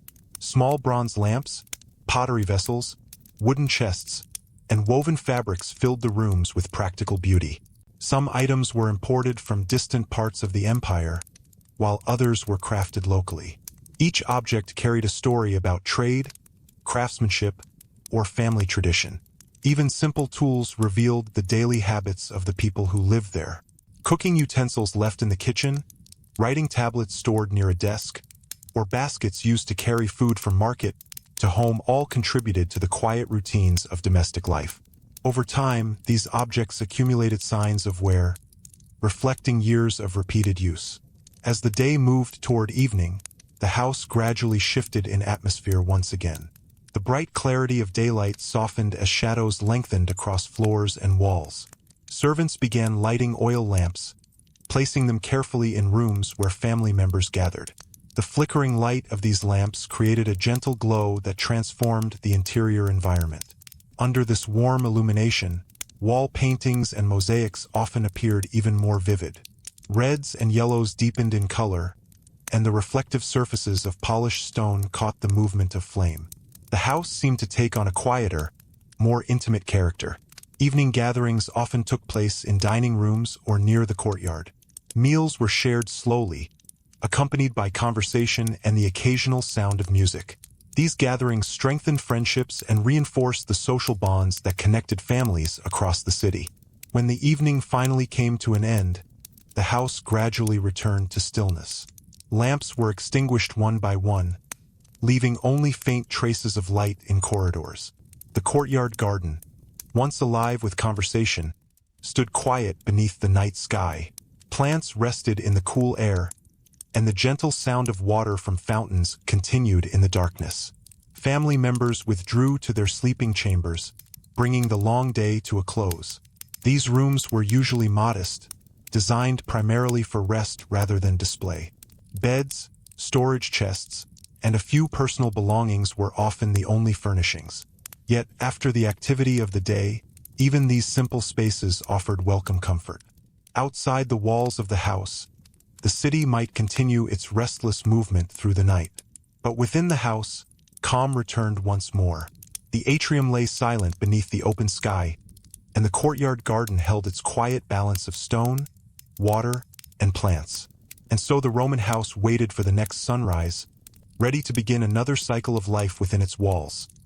Another day of footsteps across mosaic floors, voices echoing through corridors, and sunlight slowly crossing the open spaces of the home.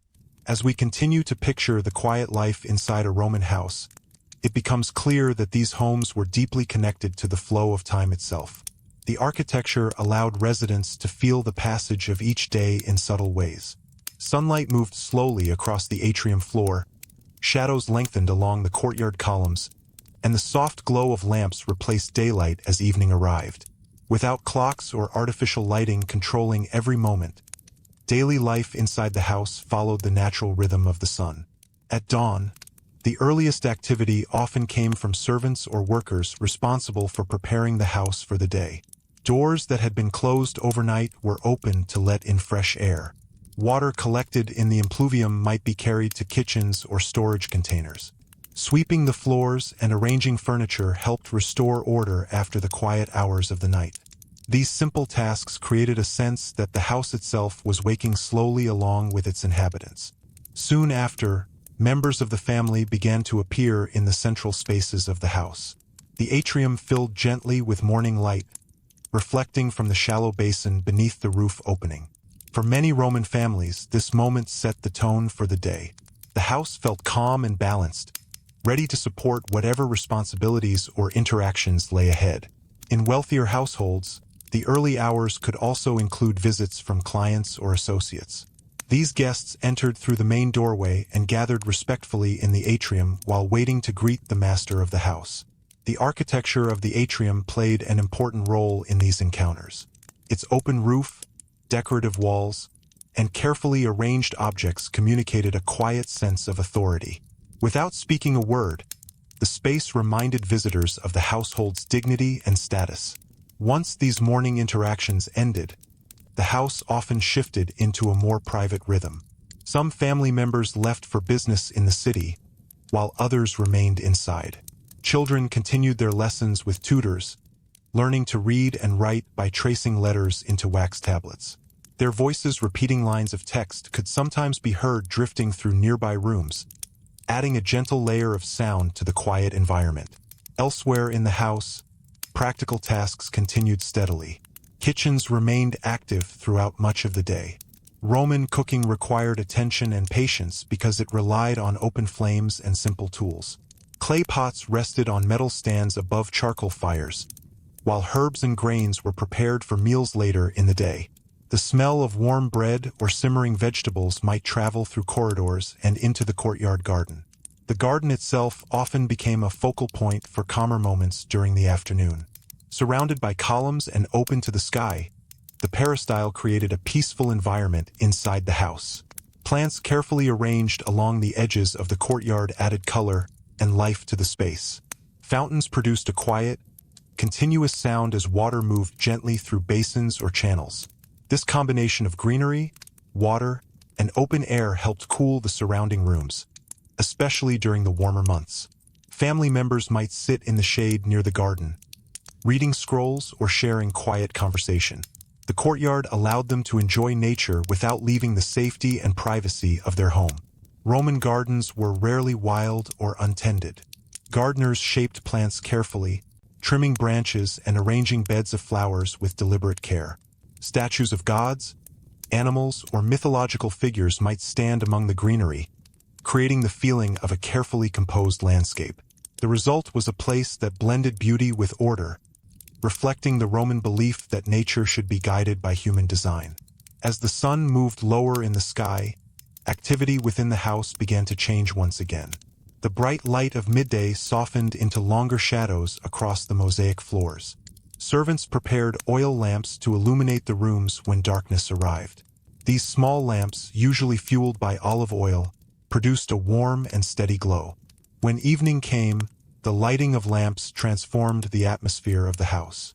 Painted walls and decorative objects appeared different under the softer light.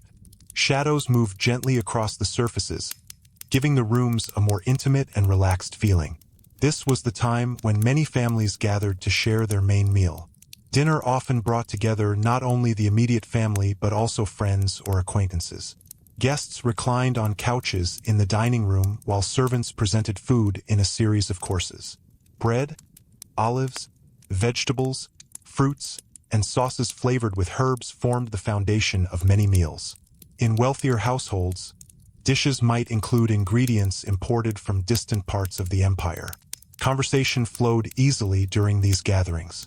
Romans valued thoughtful discussion, and the dining room provided a setting where ideas could be shared comfortably. Guests might talk about literature, recount events from the city, or reflect on philosophical questions. These conversations helped strengthen relationships and build the social networks that were so important in Roman life. After the meal, some guests might step into the courtyard garden to enjoy the cooler evening air. The gentle splash of water from the fountain and the flickering light of nearby lamps created a calm and reflective environment. For a short time, the concerns of the outside world seemed far away. Gradually, however, the house grew quieter. Guests departed through the entrance that had welcomed them earlier. Servants cleared away dishes and extinguished lamps in unused rooms. One by one, the lights faded until only darkness and moonlight remained. The atrium, once filled with visitors and conversation, stood silent beneath the open sky. The courtyard garden rested among its plants and statues, the fountain continuing its quiet movement. Family members withdrew to their sleeping chambers, where simple beds and blankets offered rest after the day's activity. And so the Roman house settled into stillness once more. Within its walls lay the memory of another day, another cycle of greetings, work, meals, and quiet moments shared among the people who called it home. When we imagine these houses today, we are not just looking at ancient architecture. We are glimpsing the spaces where countless lives unfolded in ordinary yet meaningful ways. Through their rooms and courtyards, Roman houses reveal the daily experiences that supported the vast civilization surrounding them. Behind the monuments, the forums, and the armies of Rome stood millions of homes like these. Places where families gathered, traditions continued, and the rhythms of life moved steadily forward beneath the open sky of the atrium. As night settled fully over the city, the Roman house reached its quietest moment. The voices that had filled the atrium during the morning were gone. The conversations from the dining room had faded, and the lamps that once illuminated the painted walls were gradually extinguished. Only the soft glow of moonlight remained, falling through the open roof of the atrium and reflecting gently in the water of the impluvium below. In the courtyard garden, the columns cast long shadows across the stone paths. The fountain continued its slow movement, the sound of water echoing softly through the still air. Plants rested beneath the night sky, their leaves barely moving in the cooler breeze that drifted into the open space. The house, which had carried so much life throughout the day, now seemed almost timeless in its calm. Inside the sleeping chambers, members of the household rested after the routines of the day. The master of the house, the family members, the servants who had worked quietly in the background, all now shared the same silence. Within these walls, their lives had crossed paths through countless small moments. Shared meals, lessons for children, quiet conversations, and the steady work that kept the household running. And this is perhaps the most revealing truth about life inside a Roman house. While the Roman Empire is often remembered for its armies, its emperors, and its monumental buildings, the real foundation of Roman society existed in places like this. In courtyards filled with plants, in kitchens warmed by cooking fires, and in atriums where families greeted the world each morning. These houses sheltered more than people. They protected traditions, habits, and relationships that passed from one generation to the next. Children grew up within these rooms, learning the customs that shaped Roman identity. Parents guided their families through the routines of daily life. Visitors crossed the thresholds and carried stories of these households out into the wider city. Over the years, the stones of the house absorbed these memories. The worn floor beneath the atrium, the fading colors of painted walls, and the quiet garden at the center of the home all became witnesses to the passing of time. And when we walk through the remains of Roman houses today, through the silent streets of places like Pompeii, we are not just looking at ruins. We are standing inside the spaces where everyday Roman life unfolded. Spaces where morning light entered through an open roof, where conversations echoed across courtyard gardens, where families gathered, lived, and slowly shaped the rhythm of a civilization. In the end, the Roman house reminds us that history is not only written in grand monuments or political events. It is also written in the quiet places where ordinary lives are lived, day after day, beneath the shelter of home.